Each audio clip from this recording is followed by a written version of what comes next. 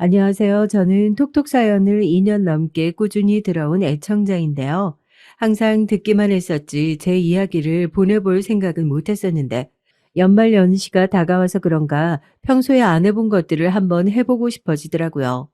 여러분도 새해를 맞을 때마다 작심삼일이라는 표현 많이 들으시죠? 제가 슬프게도 전형적인 작심삼일 인간인데요.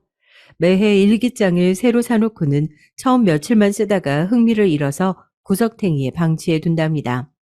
한두 번도 아니고 어떻게 매년 그럴 수가 있냐면서 남편이 저를 놀리고 잔소리를 해대길래 올해는 쓰다만 일기장을 집어들어서 그럼 그림 연습장으로 활용했네요. 제가 학창 시절에는 그림 그리는 걸 좋아해서 교과서에 모퉁이마다 낙서를 다 해놨던 감수성 짙은 소녀였거든요. 그랬더니 글쎄 남편이 그걸 보고서는 고개를 갸웃갸웃 하더라고요. 아유, 대체 장마다 지렁이는 왜 자꾸 그려놓은 거야? 당신, 지렁이 좋아해? 지금 처음 알았네. 미쳤어? 지렁이라니. 그거 다 사람이야, 사람. 지금 보고 있는 그건 우리가 지난달에 캠핑 갔을 때 모습 그린 거잖아. 진짜?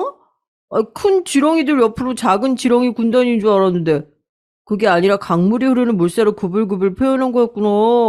오, 당신 미적 감각 놀라운데? 그림으로 장르를 안 잡아줘서 정말 고마워. 우리나라 예술계는 당신을 받아들이기에는 아직 한참 부족한 것 같다. 당신 예술성을 이해하기에는 너무 보수적이지. 이 인간이 정말 사람 약을 올리는 것도 정도가 있지 아주 고단수로 놀리더라고요. 어이없었답니다. 분명히 제 남편 처음 만났을 때는 이런 정도로 구는 인간은 아니었거든요. 새삼 그 변화를 실감했죠. 세월을 직격타로 쳐맞아서 그런 건지 많이 바뀐 모양이었습니다. 여러분, 결혼이라는 거 말이에요. 인간들이 이루고 사는 사회에서 가장 흔하디 흔한 제도이지만 어찌 보면 가장 의문스럽고 신기한 것 같지 않나요? 생판 남이 만나서 너랑 나랑 이제 한 가족이야. 이렇게 못 박는 거잖아요. 보통의 콩깍지가 아니라면 불가능한 일인데 싶습니다. 세월의 풍파를 맞고 능글맞아진 저의 남편, 한때는 저의 눈에 콩깍지를 씌워놓았던 이 남자가 자란 집안은 경기도 토박이었어요. 네, 바로 저의 시댁 이야기죠. 시아버지께서는 경기도 양주와 의정부로 오가며 사셨다고 들었고요. 시어머니께서는 경기도 광주에서 태어나신 이후로 시집을 가실 때까지 한 번도 지역을 벗어나 보신 적이 없다고 하였습니다. 제 남편은 태어난 이후로 초, 중, 고, 그리고 대학교까지 경기도에서 쭉 나왔는데요. 특이하게 취업을 경상도 쪽에 해버린 겁니다. 직업 특성상 회사가 그쪽에 있었거든요. 그리고 저는 태어난 건 강원도인데 정작 강원도에서는 인생의 5년도 안 살아봤네요. 어렸을 때부터 이리저리 근무지를 옮겨 다니셨던 친정 아버지의 영향을 받아서 이사를 자주 다녔답니다. 제가 성인이 되고 난 이후로는 경기도에 완전히 정착을 했는데 제가 또 희한하게 혼자 취업을 경상도로 가버린 거 아니겠어요? 제 고등학교 동창이자 저하고 최고로 친한 친구가 고향이 경상도였는데요. 친척 어른분들께서 건물을 가지고 계셔서 거기서 장사를 해보라는 좋은 권유를 들었던 겁니다.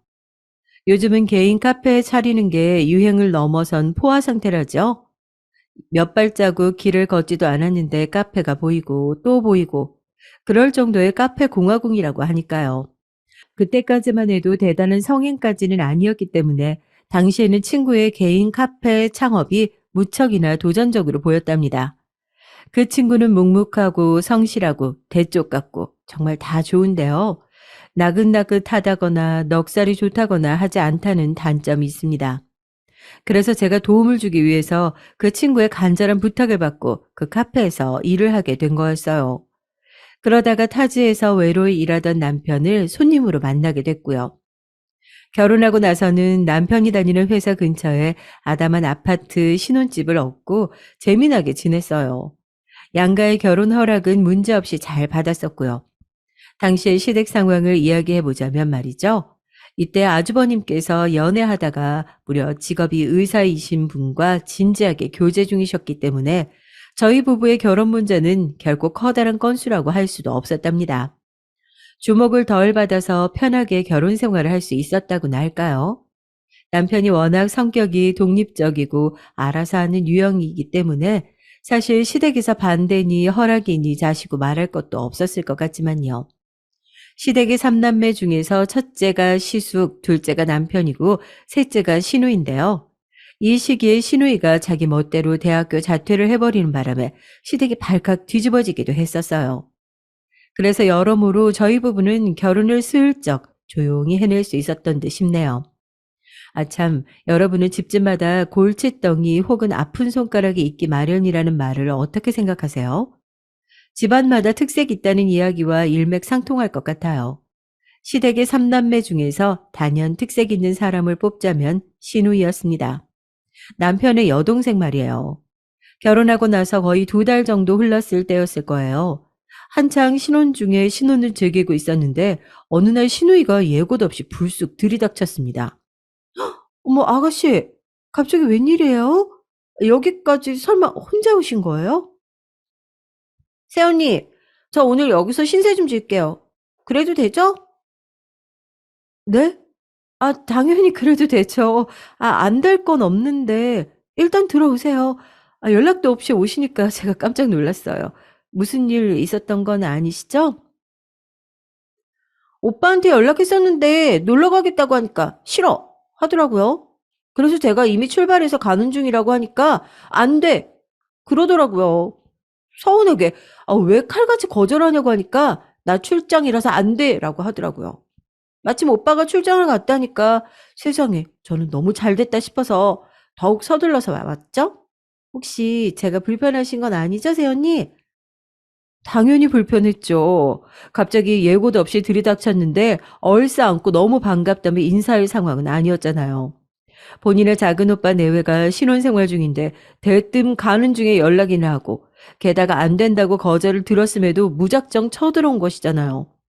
신우이의 무례는 거기서 그치지 않고 배고파서 빨리 밥을 먹고 싶다면서 저한테 저녁은 지금 안 차릴 거냐며 시끄럽게 물어댔습니다. 목마르다면서 음료수 찾아 냉장고는 이미 뒤지고 있었고요. 이럴 수가. 결혼한 여자들에게 열이면 아홉 열린다는 시댁 식구로 인한 고난의 길. 그게 바로 나한테 열린 건가? 너무 아무렇지도 않게 쓱 결혼을 해버려서 방심하고 있었어. 저는 식은땀이 났고 눈앞이 핑그르르 도는 듯 했습니다. 시누이는 이미 양말을 벗어서 거실 구석에 던져두고 있었어요. 하지만 제가 누구인가요? 서비스업 종사자였습니다. 고객이 진상이든 개진상이든 저는 흔들리지 않고 서비스를 제공하는 직업병에 걸려있던 지 오래였죠. 아가씨, 저녁으로 찌개 괜찮죠? 두부 사놓은 거 있어서 된장찌개나 얼큰하게 끓일까요? 대박! 저 된장찌개 그런 거 완전 좋아하잖아요. 새언니, 계란 후라이에 밥 비벼서 된장찌개 국물 끼얹어 먹으면 진짜 끝내주는 거 알아요?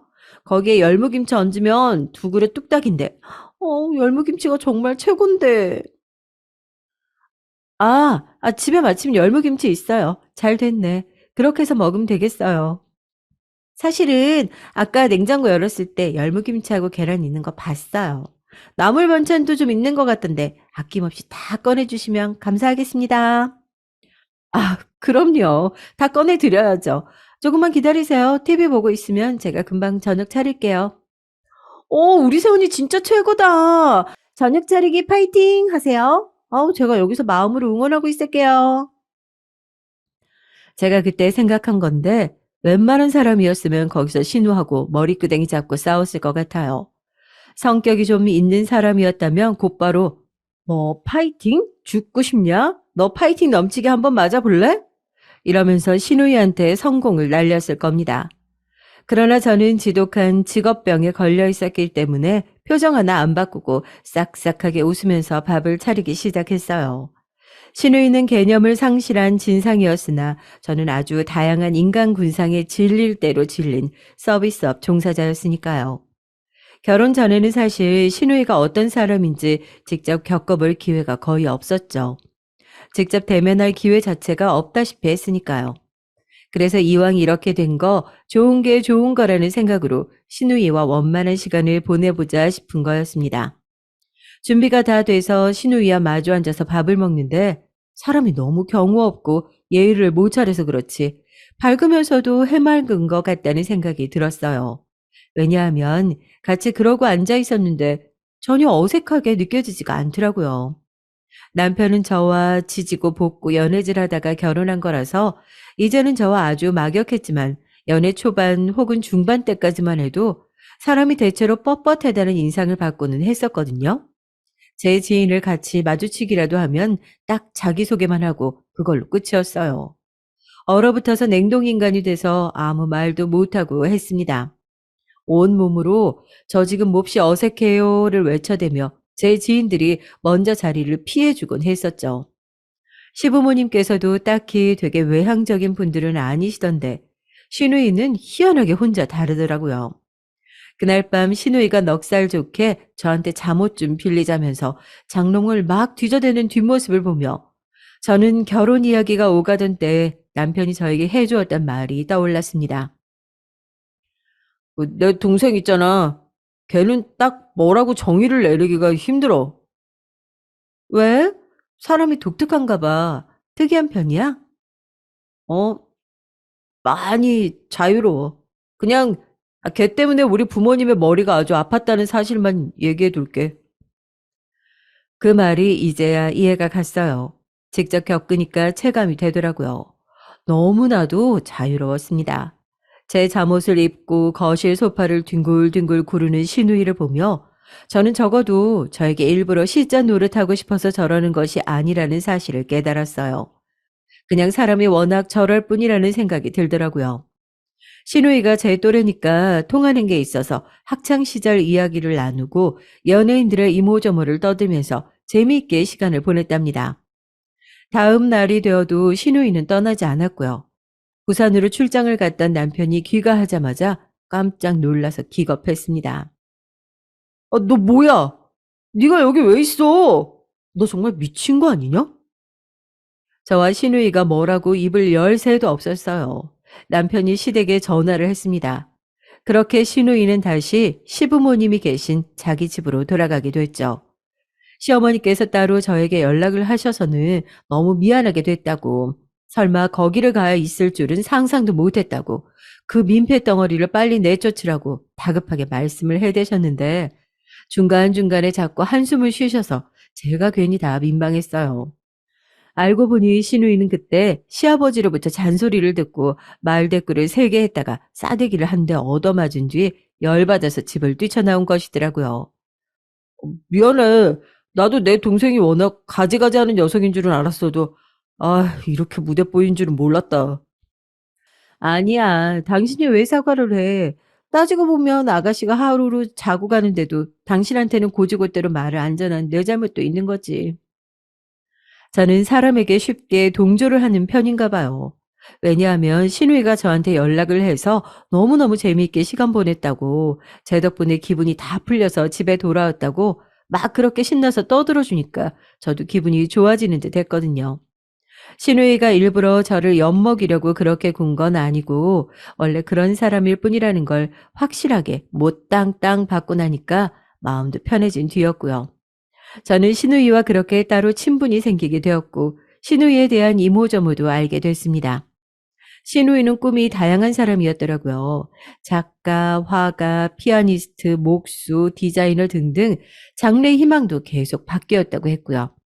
심지어는 연예인이 되겠다고 포부를 밝혀서 집안을 또 뒤숭숭하게 만들더니 사기까지 당했습니다.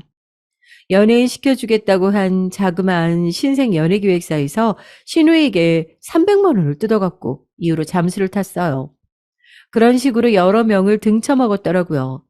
사기당하고 분노의 몸서리를 치던 신우는 뉴스까지 나왔었어요. 연예인 지망생을 올리는 사기꾼을 조명하던 뉴스에서 피해자로 인터뷰를 한 것이었죠. 뉴스 방송에서는 의자에 앉아서 인터뷰하는 뒷모습만 나왔습니다. 다들 기가 막혀서 멍하니 TV 화면만 보고 있는데 그때 신우이가 탄식을 뱉었어요. 저게 뭐야? 내 몸이 화면에 왜 저렇게 뚱뚱하게 나와? 저게 진짜로 내 등발이란 말이야? 어깨 만주벌판도 정복하겠다. 속상해. 짜증나. 나 오늘부터 야식 끊을 거야. 그러자 시아버지께서 리모컨을 집어던지며 소파에서 자리를 박차고 일어나셨습니다. 지랄하고 자빠졌다.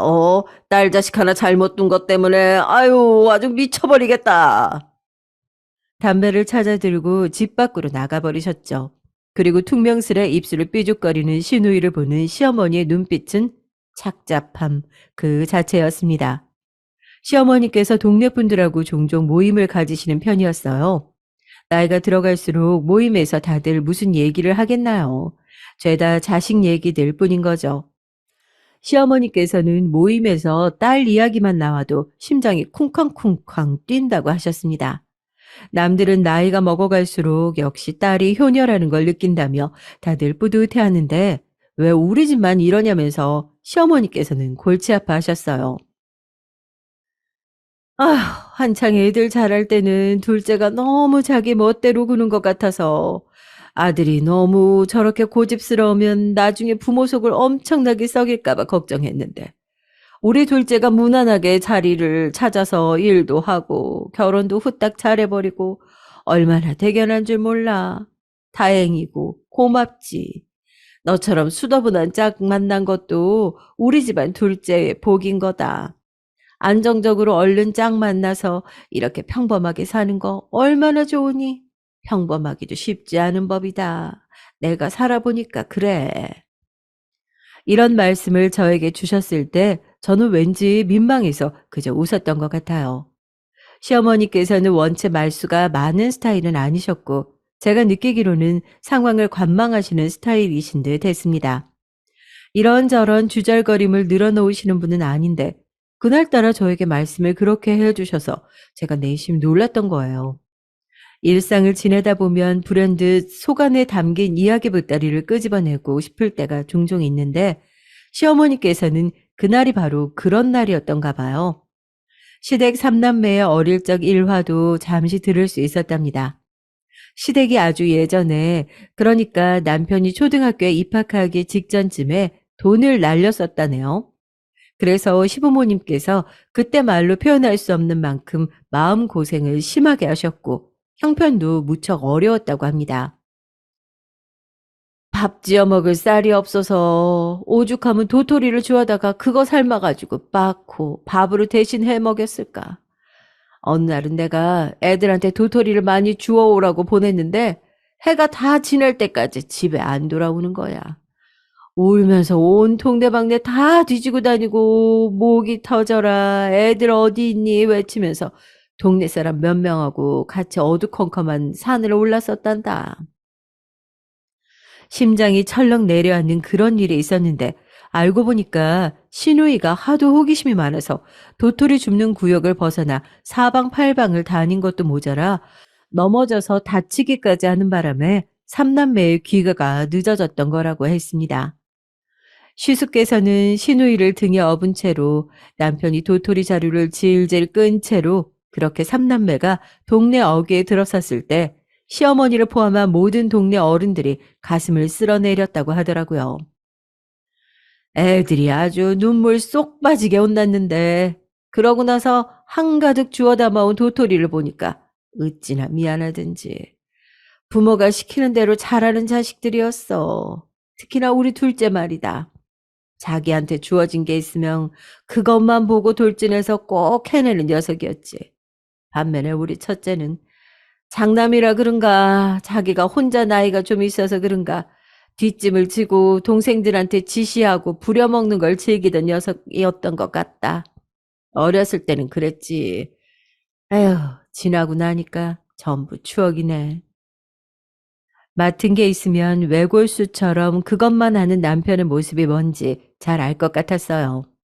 회사에서도 꼭 그렇게 근무를 하고 있었으니까요. 어릴 때 그대로 자란 모양이에요. 근데 시숙께서는 첫째라 그런가 살짝 젠체하는 사람이었다고 하잖아요. 이런 부분 때문에 시누이하고 자라면서 은근히 부딪혔던 모양입니다. 그게 처음에는 장난식으로 마찰이 일었는데 점점 진지해진 것 같았어요. 시누이가 워낙 활발하고 까불거렸다고 하니까요. 진지한 성격의 아주버님을 놀리며 살살 긁어댄 듯 싶더라고요. 여자들도 그렇지만 특히 남자들이 사춘기를 지나면서 이성의 눈을 뜨고 멋지게 보이고 싶어 하고 폼도 잡고 막 그렇게 되잖아요. 멋진 걸 동경하고 시숙께서도 그런 시기가 있었는데 그럴 때 시누이가 많이 놀렸다네요.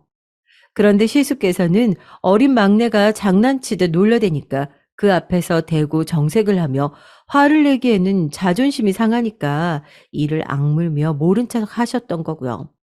그러자 시누이는 짓궂어서 계속 놀려댔고요. 그 유명한 오빠는 풍각쟁이야 노래 아시죠? 그걸 개사해서 밖에서 시숙을 볼 때마다 오빠는 말미잘이야 이렇게 노래를 크게 불러댔던 겁니다. 한창 여학생들에게 잘 보이고 싶었던 나이 어린 여동생 때문에 항상 친구들 앞에서 개망신을 당했던 시숙의 속이 부글부글 끓고 있었죠. 그런 여파가 남아서인지 어째서인지 하여간에 나이가 들고서는 두 사람이 괜히 안 친했고요. 그래서 시누이가 시숙보다 제 남편을 더 편하게 생각했습니다. 진지하게 무게 잡는 성격 때문에 본의 아니게 놀림을 실컷 받고 지내셨던 시숙께서는 결혼을 좀 늦게 하신 편이었는데요. 이런 경우에 써도 되는지 모르겠지만 가히 대기만성이라고 할 만했습니다. 무려 의사 형님과 결혼에 골인해내셨으니까요. 시댁에서 언뜻 듣기로는 시숙께서 자기 처가에 간도 쓸개도 다 빼줄 것처럼 구셨다나 뭐라나 그러셨다더라고요. 충분히 그러실만 했다고 봅니다. 의사니까요. 대한민국에서 사자 직업은 의미라든지 대우가 남다르잖아요. 아니 이건 전 세계의 다른 어느 나라를 가도 마찬가지일 정도죠. 무려 의사이신 형님께서는 원래 같은 의사인 결혼 상대가 따로 있었는데 안 좋은 일로 파혼을 겪은 후에 시숙을 만나셨고 결혼까지 하신 걸로 알고 있습니다. 이런 걸 보면 전부 다 자기 짝은 따로 있는 건가 봐요.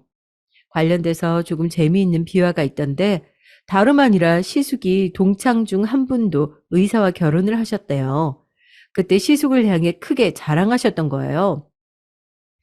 아우, 나는 의사하고 결혼하는데 너는 결혼할 기미도 안 보이네. 어? 야, 이대로 노천각길을 걸을 작정인가 보다. 반 정도는 농담이 느낌이었다고 하던데 아무튼 시숙께서는 그게 무척 기분이 나쁘셨다네요. 그런데 시간이 지나서 그걸 제대로 갚아주시게 된 겁니다. 의사와 결혼에 골인하셨으니까요. 시숙께서는 기세 등등하셔서 이보다 더 뿌듯하고 보람될 수는 없다는 표정의 새신랑이셨고요. 볼 것도 없이 시부모님께서는 입이 찢어져 계셨죠. 역시 장남은 장남이라고 하시면서 무척이나 기뻐하셨습니다. 와, 나한테 의사인 손위통사가 생길 줄이야. 왠지 신기하네. 정말 인생이란 모를 일이다. 저도 한 집안에 의사가 생긴다는 사실이 아주 크게 받아들여졌어요. 의사 형님께서는 당연히 무척 바쁘시고 사는 곳도 서로 안 가까우니까 집안 행사라든지 그런 게 있을 때만 얼굴을 볼 수 있을 게 뻔했고 그저 그런 관계로 적당히 잘 지내게 될 것이라고 예상을 했었죠. 그것 외에 그림을 예상하는 것도 이상한 일이었으니까요. 하지만 그러한 제 예상을 뒤엎고 초장부터 심상치 않은 그림이 그려지고 있었습니다. 시숙과 형님 두 분이 결혼하시고 한 달 조금 넘게 흐른 때였던 것 같아요. 형님께서 바쁘다 어쩐다 하셔서 신혼여행 후에 시댁으로 안 들르셨거든요. 전화만 시부모님께 드린 걸로 알았습니다. 그러고 나서 그러니까 그때가 처음으로 시댁에 들르신 것이었고 주말이었기에 저희 부부도 겸사겸사 자리를 했었어요. 다 함께 모인 때였죠. 어쩌다 보니 형님, 저, 그리고 시누이까지 셋이 딱 부엌에서 동선이 겹쳤는데요. 시누이가 낯가림이라는 게 없는 사람이잖아요. 그러니까 그 찰나를 놓치지 않고 유쾌하게 형님을 향해 말을 건넨 거예요. 어떤 얘기였냐면 시숙을 옛날에 말미잘이라고 계속 놀렸다는 것이었어요. 그래서 저는 오빠는 풍각쟁이야 이 노래를 들려올 때마다 큰오빠하고 옛날에 있었던 일들이 떠오르곤 하네요. 아, 그러셨어요? 근데 아가씨는 풍각쟁이가 무슨 뜻인지 아세요? 글쎄요. 모르겠는데요. 풍각? 바람의 각도 뜻인가요? 아, 바람을 잘 아는 사람이라는 의미겠네요. 그쵸? 제가 맞췄죠? 아니요, 틀렸어요. 악기를 연주하고 노래를 부르고 다니면서 돈을 구걸하는 사람을 두고 풍각쟁이라고 하는 겁니다. 진짜요? 와, 저 처음 알았어요. 풍각쟁이가 뭔 뜻인지 몰라도 말미잘은 정확히 알았으니까 그걸로 된 거죠? 그쵸? 아니요, 그걸로 안 된 것 같은데요. 부끄러운 줄 알고 사세요. 뭐 이미 부끄러움도 잘 모르시는 분 같지만. 형님께서 시누이를 위아래로 훑어보더니 피식 코웃음을 치고 먼저 자리를 뜨셨습니다. 남겨진 시누이는 당황한 기색이 완연했고 저도 난감한 기분이었어요. 그래서 잠시 후에 제가 거실에서 아무도 몰래 형님을 향해서 좀 심하셨어요 라고 속삭였어요. 시누이는 그저 유쾌하게 말을 붙이고자 했던 것뿐이었는 걸 저는 느꼈으니까요. 당황해서 멍해진 시누이가 신경 쓰이더라고요. 그런데 제 속삭임을 들은 형님께서 눈살을 한껏 찌푸리시며 저를 째려보시는 겁니다. 왜요? 아부 떨고 싶어서 환장하셨나 봐요. 네? 아부요? 환장이요? 시댁에 잘 보이고 싶어서 병적으로 자기 자신을 낮추는 거요. 동서가 딱 그런 며느리인 듯 싶은데요. 시댁에 머리 숙이고 눈치 보고 시댁 사람들 서열이 더 높다고 여기고 이런 것들 전부 다 구시대적인 발상이고 행동이에요. 아니 저는 그냥 아까 그 상황이 조금 과했다고 생각해서 가볍게 한번 말씀드린 것뿐인데요. 됐어요. 동서는 아가씨 비위 잘 맞추고 싶어서 환장한 모양인데 본인이나 실컷 그렇게 하세요. 나까지 끌어들이지 마시고요. You got it? 네? 뭐라고요? 가립이라고요? 간단한 영어도 못 알아들으시네요, 뭐. 그럴 줄 알았어요. 그렇게 보여요. 난데없이 되로 주고 말로 받은 상황이라 하도 어이가 없어서 어리 빠진 와중에 웬 영어까지 들으니까 제가 당연히 뭔 소리야 했던 거죠. 그런데 형님께서는 저를 비웃으시며 슬쩍 혀까지 끌끌 차셨어요. 그 표정이 마치 수준을 알만하다 이렇게 외치고 있는 것 같았죠. 저는 무척 민망했습니다. 제가 화가 나서 입술을 꽉 깨물자 저를 향해 한마디 더 날리셨어요. 같은 며느리 입장이라고 해서 뭔가 대단한 착각을 하신 모양인데요. 나는 동서하고 달라요. 시댁의 눈치 볼 필요 없는 사람이라고요. 그걸 분명하게 알고 행동하세요. 아가씨 비위 잘 맞추시고 시부모님 잘 봉양하시고 그렇게 살다 가면 되겠네요. 열심히 하시길. 살다 가라니요? 어디로요? 저 세상으로요? 너무 황당해서 턱이 빠질 뻔했습니다. 입이 저절로 떡 벌어지더라고요. 의사 형님 입은 대체 뭐 하는 분일까 싶었어요. 시누이와는 결이 다르게 아주 다른 차원에서 막말을 하시는 분이었습니다. 당연히 제가 형님을 긍정적으로 생각하기 어려워졌죠. 그럼에도 사람을 안 좋게 본다는 걸 굳이 드러낼 필요는 없는 것 같아서 남편에게는 아무 말도 안 했고 신우이가 저한테 형님의 막말 때문에 속상했다고 푸념을 할 때도 그냥 들어만 주었지 동조는 안 했습니다. 아주 현명한 처사라고 생각했죠. 상대는 맏며느리의 의사인데 괜히 대립했다가는 저만 손해인 게 뻔했습니다. 시부모님께서도 귀한 의사 며느리라고 떠받들어 주시고 흐뭇해 하시는데 제가 뭐라고 나대겠어요. 그런데 첫 단추가 잘못 끼워져서 그런지 삐걱대는 일은 계속 일어나고야 말았습니다. 시부모님 두 분의 생신이 얼마 차이가 나지 않아요. 음력으로 두 분 다 하시기 때문에 어떨 때는 3주 차이가 나고 어떨 때는 보름밖에 차이가 안 났어요. 그래서 생신 기념을 같이 했어요. 원래는 따로 하셨다고 하는데 나이가 드시면서 생신 기념하는 것을 합치셨다네요. 나이가 드셨기 때문이라기보다는 자식들이 성인이 되고 사회인이 되면서 바빠졌기 때문인 것 같다는 게 저의 추측이었지만요. 아무튼 생신 기념했던 것을 두고 어머니께서는 서러웠던 점을 슬쩍 꺼내신 바 있었습니다. 두 분 중에 시아버지 쪽이 생신이 더 빠른 건데 옛날에 시아버지의 생신상 차렸던 것에서 남은 음식을 얼렸다가 그걸 시어머니 생신상에 올렸다고 해요. 그런 식으로 시집살이를 겪으셨던 것이죠.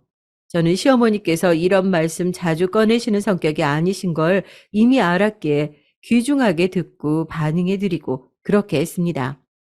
일부러 며느리들 앞에서 이야깃거리를 꺼내려고 노력하시는 듯 보이기도 했고요. 그런데 형님께서는 다 듣고 나시자마자 코웃음부터 치셨어요. 제가 두 귀를 의심했습니다. 잘못 들었나 했는데 그게 아니고 진짜로 코웃음 치시면서 시어머니를 비웃으신 거였어요. 한심하다는 생각부터 들어요. 미련하게 사셨네요. 자기 자리는 자기가 만드는 법이죠. 지나간 세월 누가 보상할까요? 혼자 손해보신 거예요.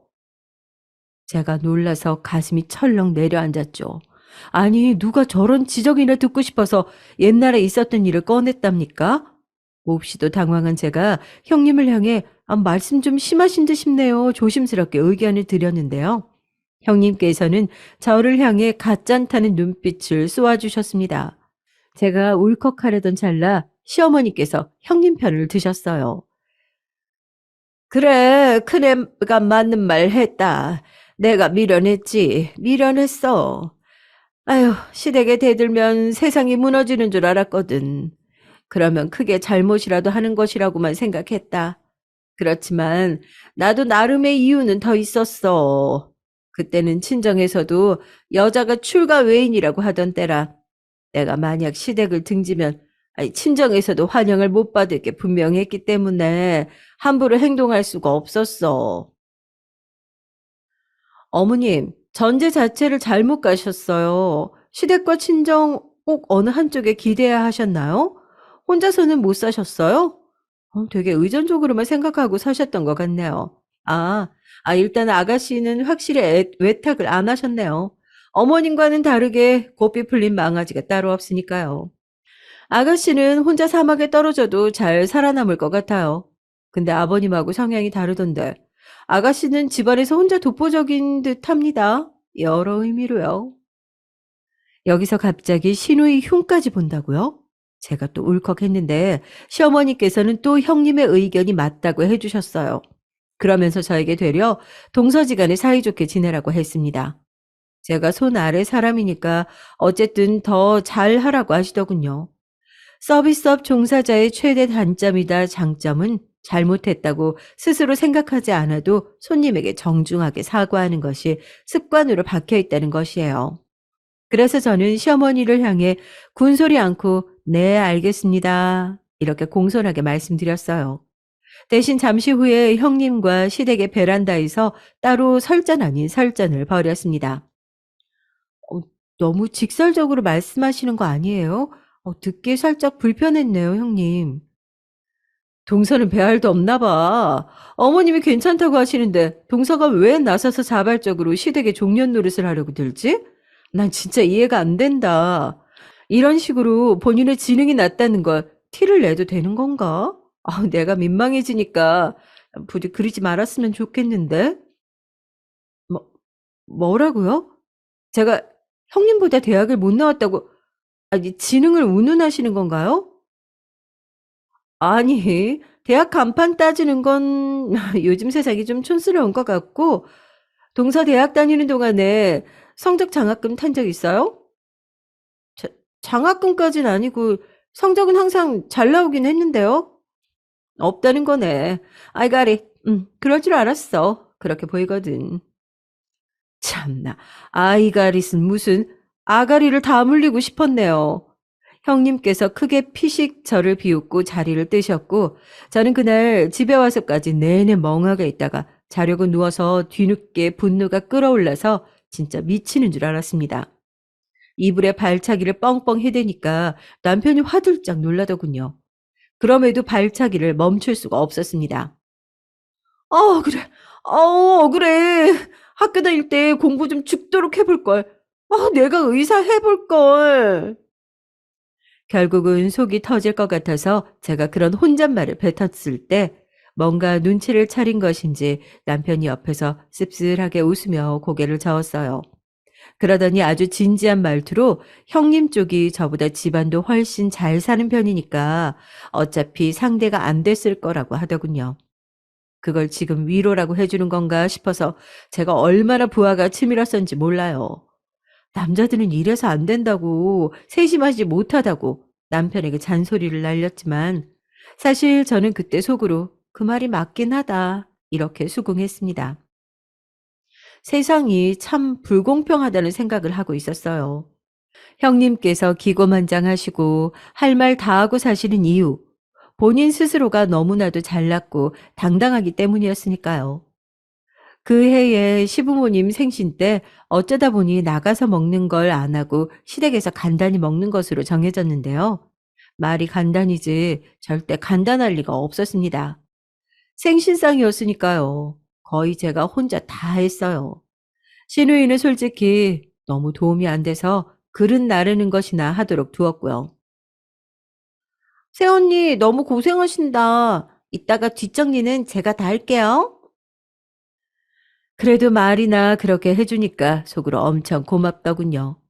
고매하신 의사 형님께서는 그날도 주말인데 뭐가 그렇게 공사다망하신 건지 바쁘다고 하셔서 늦게 오셨어요.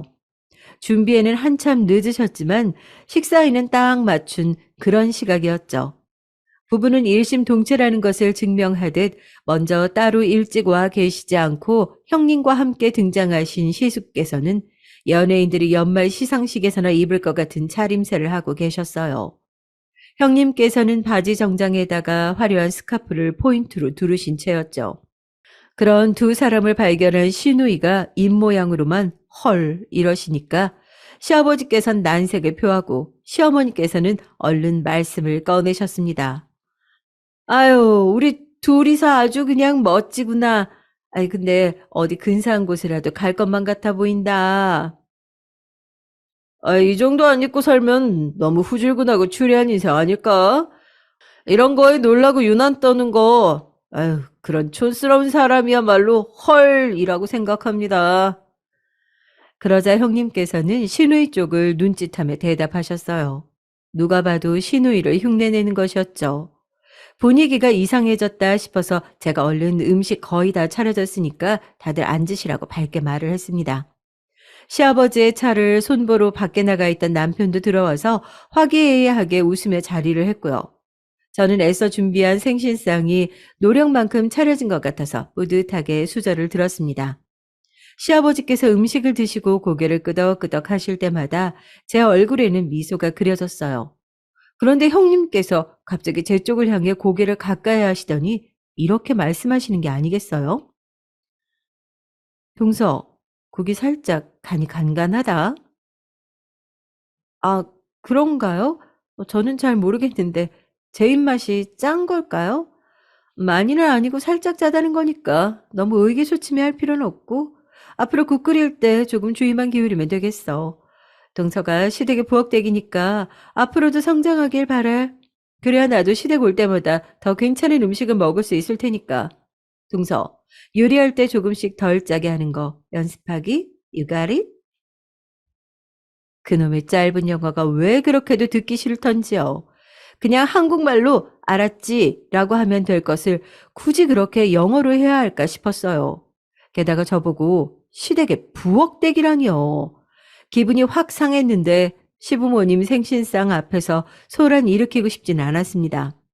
참고로 형님 빼고는 다들 짜다는 얘기가 일절 없이 국물을 너무 맛있게 잘 먹었어요. 제가 남몰래 꾹 인내한 덕택에 생신상 자리는 아무 문제 없이 끝날 수 있었습니다. 식사를 마친 시부모님 두 분도 무척 좋아 보이셨고요. 그런데 문제는 그 이후에 일어났습니다. 뒷정리 설거지를 하겠다고 저에게 미리 말했던 사람이 있었죠? 시누이 말이에요. 화장실 간 줄 알았는데 그게 아니길래 시누이 방으로 가봤어요. 그랬더니 거기서 형님과 말다툼을 벌이고 있었지 뭔가요? 제발 나대지 마세요. 너무 짜증나서 제 주먹이 울거든요. 저 세상천지에 며느리가 시댁 아가씨한테 이렇게 구는 경우가 있다는 얘기 못 들어봤어요. 아, 이래서 씻자는 안 돼. 그리고 이래서 무식하면 안 돼. 아, 상대하는 게 시간 낭비일 정도네. 뭐라고요? 저기요. 말 좀 가려서 하시죠. 너야말로 가려서 하렴. 한 집안 식구로 엮여서 나 같은 사람에게 아가씨 소리도 들어보는 거야. 아니었으면 너는 국물도 없었어. 밖에서 만났어 봐. 너 같은 구제불능 감히 나하고 친분을 만들 수조차 없지. 내 앞에서 눈 깔고 나를 똑바로 쳐다보지도 못했을 거야. 와, 정말 대단하시네요. 뭐가 그렇게 잘나서 그렇게 오만하게 구세요? 너 같은 무식쟁이보다는 뭐든 잘났지. 다 잘났어. 나는 집안도 괜찮고 초중고 12년 학창시절 내내 전교 5등 밖으로 밀려나 본 적이 없었어. 유학 안 다녀왔어도 영어 잘해서 외국 나가면 걱정이 없고 무엇보다도 나 의사야. 무슨 설명이 더 필요하겠니? 그에 반해서 너는 뭐가 잘났니? 어? 너는 잘난 게 뭐가 있을지 어디 한번 드러나 보자. 세상에나. 이게 무슨 말인지 깜짝 놀란 제가 어안이 벙벙해졌습니다. 신우이는 주먹을 꽉 쥐고 바들바들 떨더니 이내 방문가에 서 있는 저를 지나쳐서 아예 집 밖으로 나가버렸어요. 왠지 신우가 올 것 같았죠. 그래서 저는 얼른 남편에게 가서 귓속말로 신우이가 속상한 일로 나갔으니까 따라가 보라고 했어요. 남편이 눈치껏 조용히 겉옷을 챙기더니 나갔고요. 형님께서는 저를 향해 비틀린 미소를 지어주신 후 거실 소파 한켠에 도도하게 다리를 꼬고 앉으셨습니다. 제가 어이가 없어서 가만 쳐다봤더니 왜? 라고 입모양을 보내오시더군요. 아휴, 말을 말자 싶어서 그냥 혼자 뒷정리를 하기 위해서 부엌으로 향하는 저를 시어머니께서 당황한 눈빛으로 바라보셨죠. 시어머니께서 이때 손목이 시큰시큰거리고 편찮으실 때라 언감생심 도와달라고 말씀을 못 드렸어요. 당연하죠. 게다가 생신상이었으니까요. 제가 혼자서 이를 악물고 묵묵하게 뒷정리를 다 마쳤는데 그러자마자 형님께서 일어나셨습니다. 그러더니 시숙을 향해 턱짓으로 가자고 신호를 보내시더군요. 떠나는 타이밍마저 어찌나 얄밉던지요. 시부모님께서 문 밖까지 배웅 나가시며 살뜰히 구시기에 제가 차마 기분 나쁜 티도 못 내고 웃음이나 지었네요. 신우이는 시간이 더 지나서야 남편과 집으로 돌아왔어요. 둘이 대화를 한참 나눴더라고요. 그날 신우이는 시부모님과 저는 남편과 밤에 형님에 대한 이야기를 했죠. 근데 정말 분했던 점 한 가지가 상대가 잘나긴 잘났으니 어쩔 수 없다로 자꾸만 이야기의 결론이 난다는 것이었습니다. 그래서 그냥 안 부딪히고 지내는 게 상책 같았어요. 시부모님께서도 신우를 통해 문제점을 인지하셨기에 굳이 시숙과 형님을 별거 아닌 건수에도 참석시키지 않았고요. 하지만 제사는 달랐습니다. 가장 큰 제사가 있었기 때문이에요. 시숙이 장남인데 어떻게 참석을 안 하나요? 제사 연락을 받으신 시숙은 물론이고 형님께서도 흔쾌하게 일찍 가겠다고 답변을 주셨다기에 제가 좀 놀랐습니다. 큰 제사 앞에서는 개념과 예의를 모두 갖추실 예정인가 싶었어요. 왠지 기대가 됐죠. 하지만 기대한 제가 바보였습니다. 제사 당일 남편은 일을 나가 있었고 저는 먼저 부지런히 시댁으로 향했었는데요. 시누이가 뭐라고 해보려고 열심히 판을 벌여놨더라고요. 제가 얼른 그 옆에서 시작을 했죠. 그러고 나서 얼마 후에 바로 형님께서 도착을 하셨어요.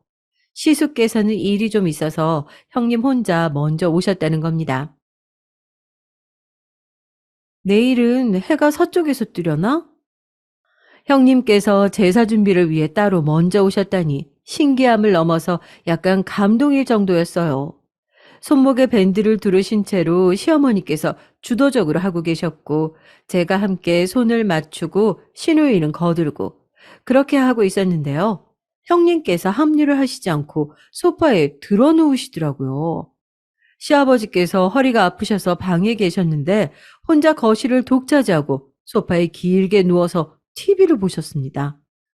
TV 소리가 크게 들려오자 시어머니께서 믿을 수 없다는 얼굴로 그쪽을 바라보셨고 시누이는 화가 났는지 얼굴에 열이 오르고 있었는데 일전의 언쟁 때문에 형님께 대들러가지 못하는 데 됐어요.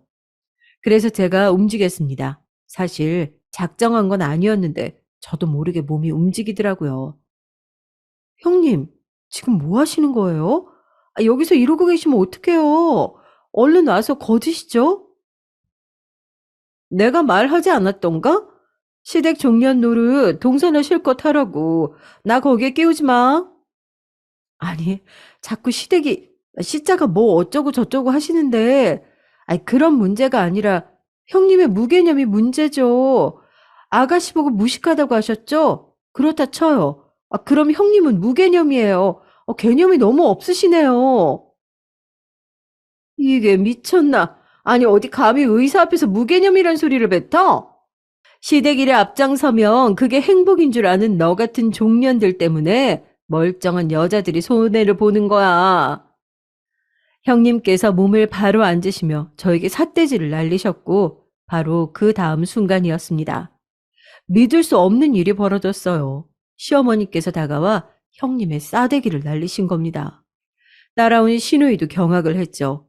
다른 분도 아니고 시어머니께서 이러신다는 게 믿어지지 않았어요.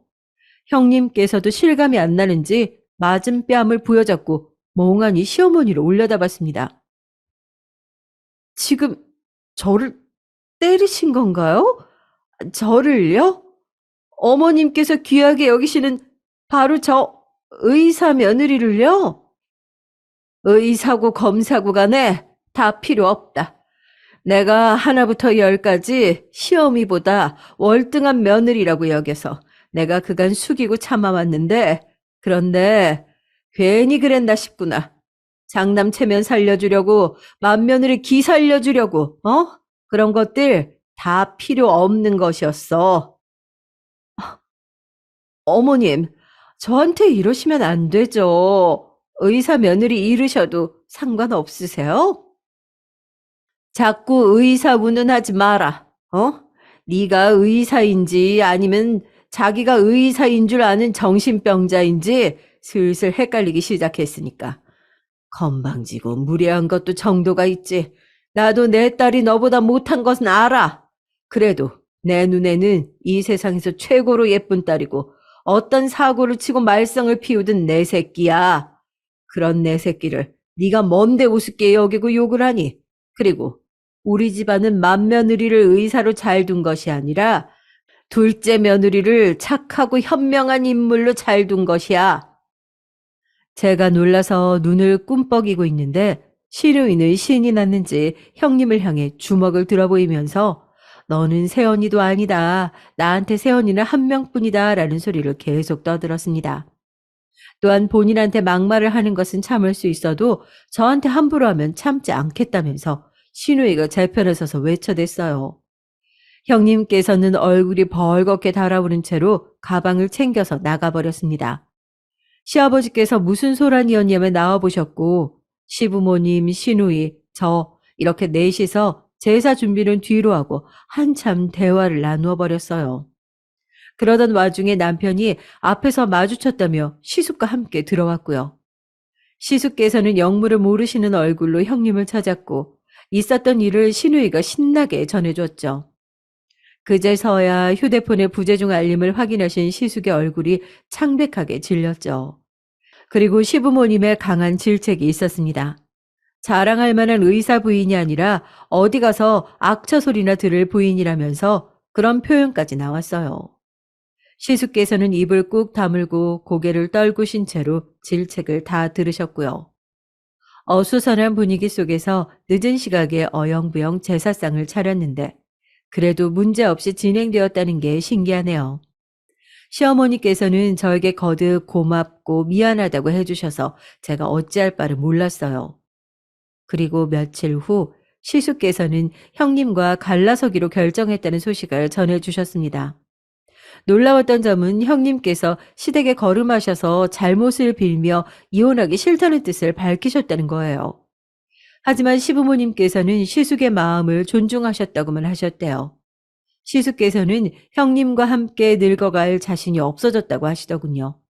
그래서 끝내 두 분은 이혼을 하셨습니다. 듣자 하니 이혼하시면서 그 집안 사람들 앞으로 잘 되나 어디 두고 보자며 마지막에 악담을 추하게 남기신 모양이던데 오히려 그 후로 모든 게 잘 풀려서 시숙께서는 아주 가벼운 마음으로 지내셨답니다. 왜냐하면 신우이가 방송 프로그램 등을 만드는 제작사에 들어가서 자리를 잡았기 때문이에요.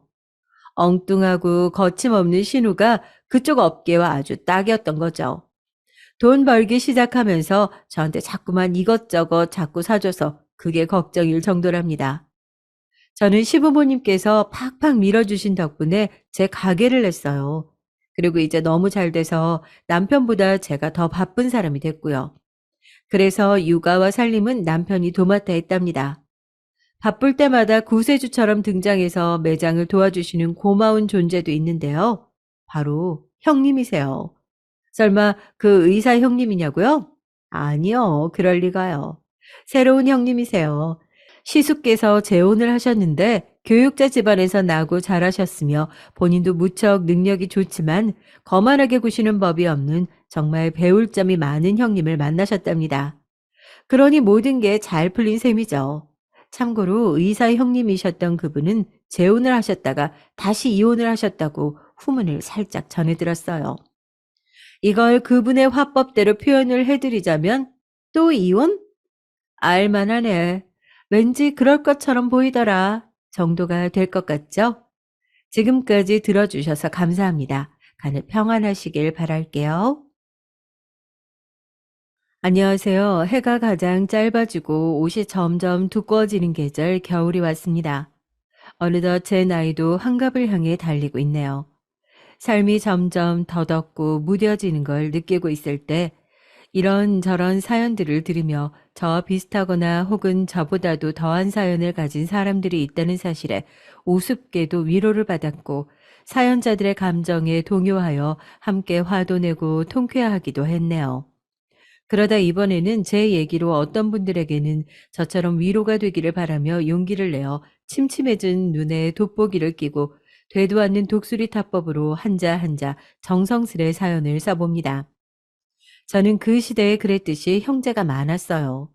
딸 셋, 아들 셋 있던 육남매 중 막내딸로 태어나 딸 셋, 아들 셋 있던 육남매 중 막내딸로 태어나 딸이라면 천대받던 그 시기에 제 친구들에 비해 과소원하는 부모님 밑에서 꽤 유복하게 자랐어요. 늦둥이인지라 부모님과 오빠, 언니들의 사랑을 듬뿍 받으며 큰 걱정 없이 20평생을 마냥 철부지로 자랐죠. 그러다 20살이 되던 해 그저 집에서 놀고 먹는 제가 걱정됐는지 부모님은 저를 하루빨리 시집 보내기 위해 난리였어요. 아무래도 부모님께선 나이가 있으시니 더 늦기 전에 저를 시집 보내고 싶어 하시는 것 같았죠. 그렇게 부모님의 주선하에 몇 번의 선자리가 있었지만 하나같이 다 마음에 들지 않더라고요. 그렇게 보는 선자리마다 다 거절을 하다 보니까 보다 못한 첫째 언니의 남편인 첫째 형부가 함께 일하는 직장 동생과 선자리를 마련해 주어서 제 남편을 만날 수 있었습니다. 제 남편은 지금껏 본 남자들과는 다르게 가부장적인 모습과는 정반대의 모습이었어요. 식당을 들어갈 때는 앞장서서 문을 열어주고 의자를 빼준다거나 시킨 돈가스를 먹기 편하게 잘라주는 등 매너 있는 모습을 보여줬죠. 게다가 제법 말까지 잘 통하는 것이 확실히 지금까지 만난 남자들과는 다르다는 걸 느꼈고 전 처음으로 남편을 거절하지 않고 다음 만남까지 약속하며 헤어졌죠. 그렇게 두 번째 만났을 때에도 처음 만났을 때처럼 자상하고 매너 있는 모습을 보여주었던 전 이 사람이다 하는 확신이 들었답니다.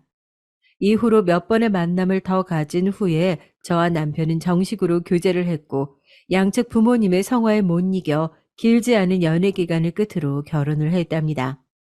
그리고 얼마 안 가 첫째 아이를 등남했어요. 시댁도 친정집도 모두 축하와 기쁨을 표했고 결혼 후에도 한결같이 자상했던 남편도 등남 소식에 저를 얼싸안으며 너무나 좋아해 줬고요. 남편은 육아도 말하지 않았는데 먼저 나서서 도와주었어요. 그때 그 시대를 생각하면 정말 훌륭한 아버지였죠.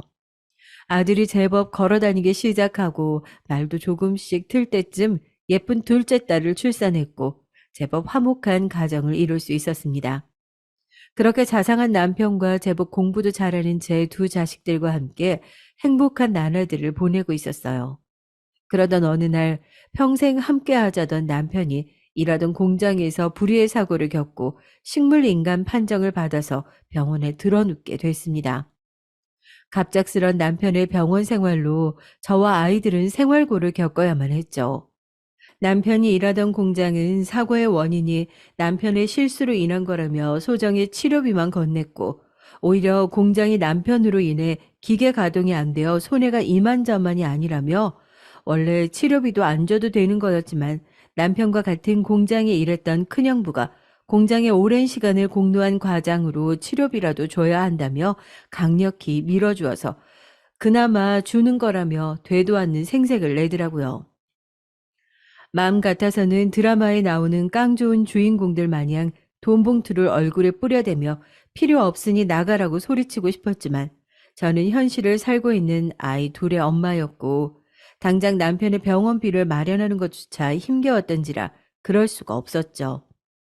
그 시절에는 산재보험 처리가 어려웠던 시기였고 그렇기에 당시에 제가 할 수 있는 건 이를 악물며 고개를 숙이는 일이었습니다. 둘째 딸마저 초등학교에 입학했기 때문에 아이들은 둘째 언니네 부탁해서 맡겼고 고향으로 내려가 부모님과 큰오빠가 일하는 과수원에서 함께 일을 도와 돈을 벌었어요. 당시 남편의 병원비는 언니 오빠들이 많이 도와주었고요. 그때 그 도움이 아니었다면 저는 하루하루가 너무 막막했을 것입니다. 그렇게 한 달, 두 달이 지나 몇 해가 흘렀어요. 그렇게 시간이 흐르는 동안 차도가 없던 남편과 줄줄이 새는 병원비들로 더 이상 형제들에게 손을 벌리기도 힘들었죠. 남편을 하루 종일 돌볼 수도 없었기에 요양보호사분에게 매달 비용을 지급해주기도 해야 했어요. 그런 시댁에서 보태주는 금액으로 어찌어찌 감당하긴 했었는데요. 그게 2년이 지나가니까 저 또한 힘에 버겁더라고요. 시댁도 형편이 좋은 편이 아니었고 자식이 남편만 있는 게 아니었기에 그저 제 눈치를 보며 저에게 미안하다 말하고는 보태주는 금액의 액수를 점점 줄여갔습니다. 그만큼 제가 내야 하는 비용이 점점 늘었죠. 후에 아이들과 함께 살기 위해 조금씩이나마 저축을 하고 있었는데 저축하는 비용을 줄여야 할 판이었어요. 아이들은 점점 커갔고 언제까지나 둘째 언니네에 맡겨둘 수는 없었던 노릇이었죠. 이러지도 저러지도 못하는 암울한 현실 속에 속상한 마음뿐이었고요. 그래서인지 저는 술을 찾게 되었답니다. 남편이 있는 병원 근처에서 홀로 술을 마시다 취해버린 저는 남편의 병실로 갔고 식물인간 상태인 남편 옆에서 울면서 당신 때문에 너무 힘들다는 푸념을 늘어놨습니다. 남편은 그런 제 푸념을 들은 건지 그 다음날 남편의 심전도 모니터가 가파르게 변했고 전 언제 잠들었는지 모를 간이 침대에서 벌떡 일어나 숙취를 느낄 새도 없이 남편을 살펴야 했어요. 남편의 상태가 좋아 보이지 않았고 전 급하게 의사를 불렀죠. 의사가 와서 급한 대로 응급처치를 취했지만 이내 남편의 심전도 모니터는 일직선을 향해 갔습니다. 삐 소리와 함께 남편의 머리 위로 흰 천이 덮였어요. 꼭 저 때문에 남편이 그렇게 가버린 것만 같아 죄책감이 들었습니다. 제가 괜히 술 먹고 주정 부리며 푸념이나 하는 바람에 그리 된 것만 같아 마음이 무척이나 괴로웠어요. 어떤 정신으로 장례를 치렀는지 모르겠더라고요. 오랜만에 만난 아들과 딸은 하루가 다르게 부쩍 자랐고 전 두 자녀를 부둥켜 안으며 연신 눈물을 흘렸습니다. 그런데 아이들은 아빠를 잃은 아들과 딸치곤 꽤나 덤덤해 보였어요. 고작 초등학생이었던 아들인지라 아직 어려서 상황 파악이 안 되었던 건지 아니면 남편이 사고가 났던 날 이미 남편의 죽음을 예상했던 건지 저보다 더 침착하게 행동했죠. 그렇게 장례를 마치고 저는 아이들과 함께 살기 위해 거처를 마련했습니다. 지금껏 과수원 일을 도와가며 받은 돈을 조금이나마 모았었고 남편의 사망보험금까지 합해 작은 빌라를 전세로 얻을 수 있었어요. 그러고는 시장 안에 모퉁이 쪽에 상가를 하나 얻어서 과수원에서 재배한 과일들을 판매하는 일을 하기로 결심했죠. 가게를 차리는 데에는 부모님과 큰오빠가 도와주셨어요. 도와주는 대가로 판매 수익의 몇 프로 정도 상황에 맞게 주기로 하고선 말이죠. 그렇게 재래시장의 작은 과일 가게로 시작했어요. 태어날 때부터 과일과 함께 살아왔던지라 과일에 관해서는 누구보다 잘 알았고 자신이 있었기에 이보다 더한 천직은 없었거든요. 다른 과일 가게에 비해 저렴하지만 신선한 품질이라는 소문이 동네에 퍼졌기에 가게는 장사하는 나름 잘 됐어요. 몸은 고단하고 힘들었지만 매달 매출은 제 예상을 뛰어넘었고 두 아이들을 키워내기에 큰 문제가 없었습니다. 아이들은 둘째 언니네에 있을 동안 몸도 마음도 꽤 성숙하게 변했더라고요. 가끔은 애 어른 같은 모습들을 종종 보여서 저를 놀라게 하기도 했고요. 무엇보다 두 아이 모두 공부에 대한 욕심이 많았고 그만큼 공부도 곧 잘했었어요. 공부 머리는 남편을 닮은 것 같아 다행이더라고요. 그렇게 저는 남편의 빈자리를 온전히 채울 수는 없었지만 조금이나마 덜 느끼게끔 노력했죠. 적어도 원하는 공부는 다 할 수 있게 다니고 싶다는 학원들은 모두 보내주었습니다. 제 옷 살 돈 아껴 아이들 옷 사줬고 저한테 쓸 돈 아껴 아이들 위해 썼어요.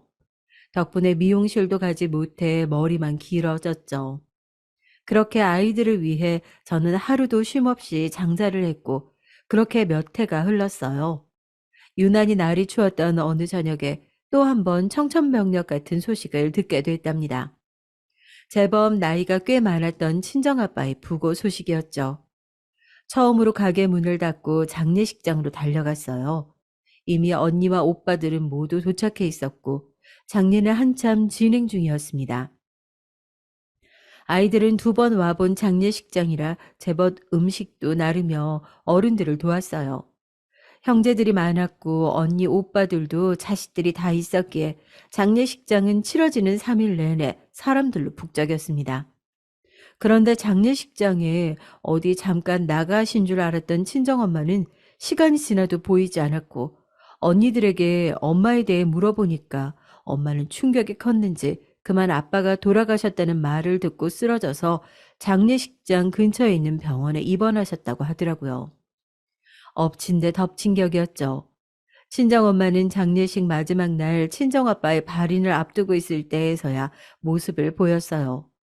못 본 사이 주름도 많이 늘었고 살도 많이 빠지셨더라고요. 그 모습을 보는데 왜 그렇게 눈물이 났던 건지 아이들이 옆에서 보고 있음에도 전 친정엄마를 끌어안고 울었습니다. 그렇게 장례를 모두 마치고 친정엄마는 저희 보고 본인 걱정은 말라며 스스로 요양원에 들어갔고 저희 육남매는 아빠가 남겨놓은 재산 분할에 들어갔어요. 형제가 많았기에 나중에 서로 재며 따지다가 형제 사이가 멀어질지도 모른다며 큰오빠와 작은오빠가 추진해서 시작했던 것이었죠. 그리고 다행히 친정아빠는 돌아가시기 전에 자신이 곧 세상을 떠난 거란 걸 직감했던 것인지 유산 분배를 해두었다고 하더라고요. 아빠는 대단하진 않지만 과수원으로 있던 땅들과 그 밖에도 고향 지역 쪽에 땅을 몇 평 더 갖고 있었고 아빠가 나누어 놓은 유산대로 저도 엄청 크진 않지만 그렇다고 작지도 않으며 제법 가치가 있어 보이는 땅을 받았죠. 당장 땅을 팔아 생활에 보탤 수도 있었던 문제였지만 나중에 아이들이 자라 필요한 일이 생길 때 쓰고 싶어서 팔지 않고 갖고 있었고요. 큰오빠는 아빠의 과수원을 그대로 물려받아 과일을 재배했고 저도 과일 장사를 계속했어요. 아이들은 부쩍 커갔고 아이들이 커갈수록 부담해야 할 사교육비는 더욱 늘어갔죠. 아이가 하나도 아니고 둘이었기에 제 부담은 2배였습니다. 그렇게 저는 더욱 쉴 틈 없이 과일을 팔며 장사를 했고 첫째 아들이 고등학교에 올라갈 때쯤에는 장사를 마치면 가끔씩 시장 옆에 국밥집에서 설거지 아르바이트도 하며 돈을 더 벌어야만 했죠. 아이들은 초등학교 때부터 쭉 높은 성적을 유지해 왔어요. 제가 잔소리하지 않아도 알아서 잘 해주는 아이들 덕분에 한시름 놓고 제가 장사에만 몰두할 수 있었던 것 같아요. 그렇게 또 시간이 흘러 첫째 아들은 수능을 앞두고 있었고 둘째 딸은 중학교 졸업만을 남기고 있었어요. 아들의 수능에 신경을 쓰느라 딸의 학교 생활에는 무심했던 어느 날이었어요. 여느 때처럼 장사를 하느라 바쁘게 손님들을 상대하고 있는데 핸드폰이 울리더라고요. 전화를 받아보니 딸의 학교 선생님이었어요. 딸이 학급에서 도둑질을 하다가 걸렸다며 죄송하지만 저보고 학교에 좀 와달라는 내용이었죠. 저는 제 두기를 의심할 수밖에 없었습니다. 평소 얌전하고 알아서 공부도 척척 잘해왔던 어여쁜 딸이 도둑질이라니 있을 수 없는 일이었죠. 지금껏 갖고 싶다던 최신 폰이나 MP3 등 딸이 갖고 싶다는 건 웬만하면 다 사주었어요. 제가 점심을 거르더라도 말이에요. 믿기지가 않아 잠시 옆에 있는 채소 가게 아주머니에게 가게 좀 봐달라 부탁한 뒤 가게 셔터도 내리지 않고 학교로 달려갔죠. 달려간 교무실에는 딸과 다른 여학생, 그리고 그 학생 엄마로 보이는 중년 여성분이 앉아 있었죠. 딸의 담임 선생님이 저를 먼저 알아보고는 인사하며 안내해 줬고, 그 셋이 있는 테이블로 가는데 그 학생의 엄마로 보이는 분이 저를 보더니 벌떡 일어나 삿대질을 하며 소리쳤어요. 당신이야? 당신이 애 엄마냐고. 도대체 딸년 교육을 어떻게 시킨 거야? 어머니 진정하세요. 지영이 어머니도 앉으시고요. 담임 선생님은 그 상황을 중지하며 나섰고 저는 선생님에게 자세한 자초지정을 물었어요. 선생님, 저희 지영이가 도대체 무슨 도둑질을 한 건가요? 저희 지영이는 도둑질 같은 거 할 애가 아닌데요. 제 물음에 상대 학생 엄마는 기가 차다는 듯 어이없다며 실소를 내뱉었고 선생님은 조심스럽게 전에 있었던 일들을 설명해 주었습니다. 평소 제 딸과 꽤 친하게 지냈다던 그 여학생은 함께 대화를 나누다가 그 여학생이 오늘 집에서 학원비를 받았다는 얘기를 했고 이후 다가온 체육 시간에 체육복으로 환복하고 운동장으로 나갔는데 몸이 안 좋다던 제 딸은 보건실로 가겠다며 다시 학교 안으로 들어갔다고 해요. 체육 시간이 끝나고 그 여학생은 가방을 봤더니 그 학원비는 감쪽같이 사라져 있었다고 합니다.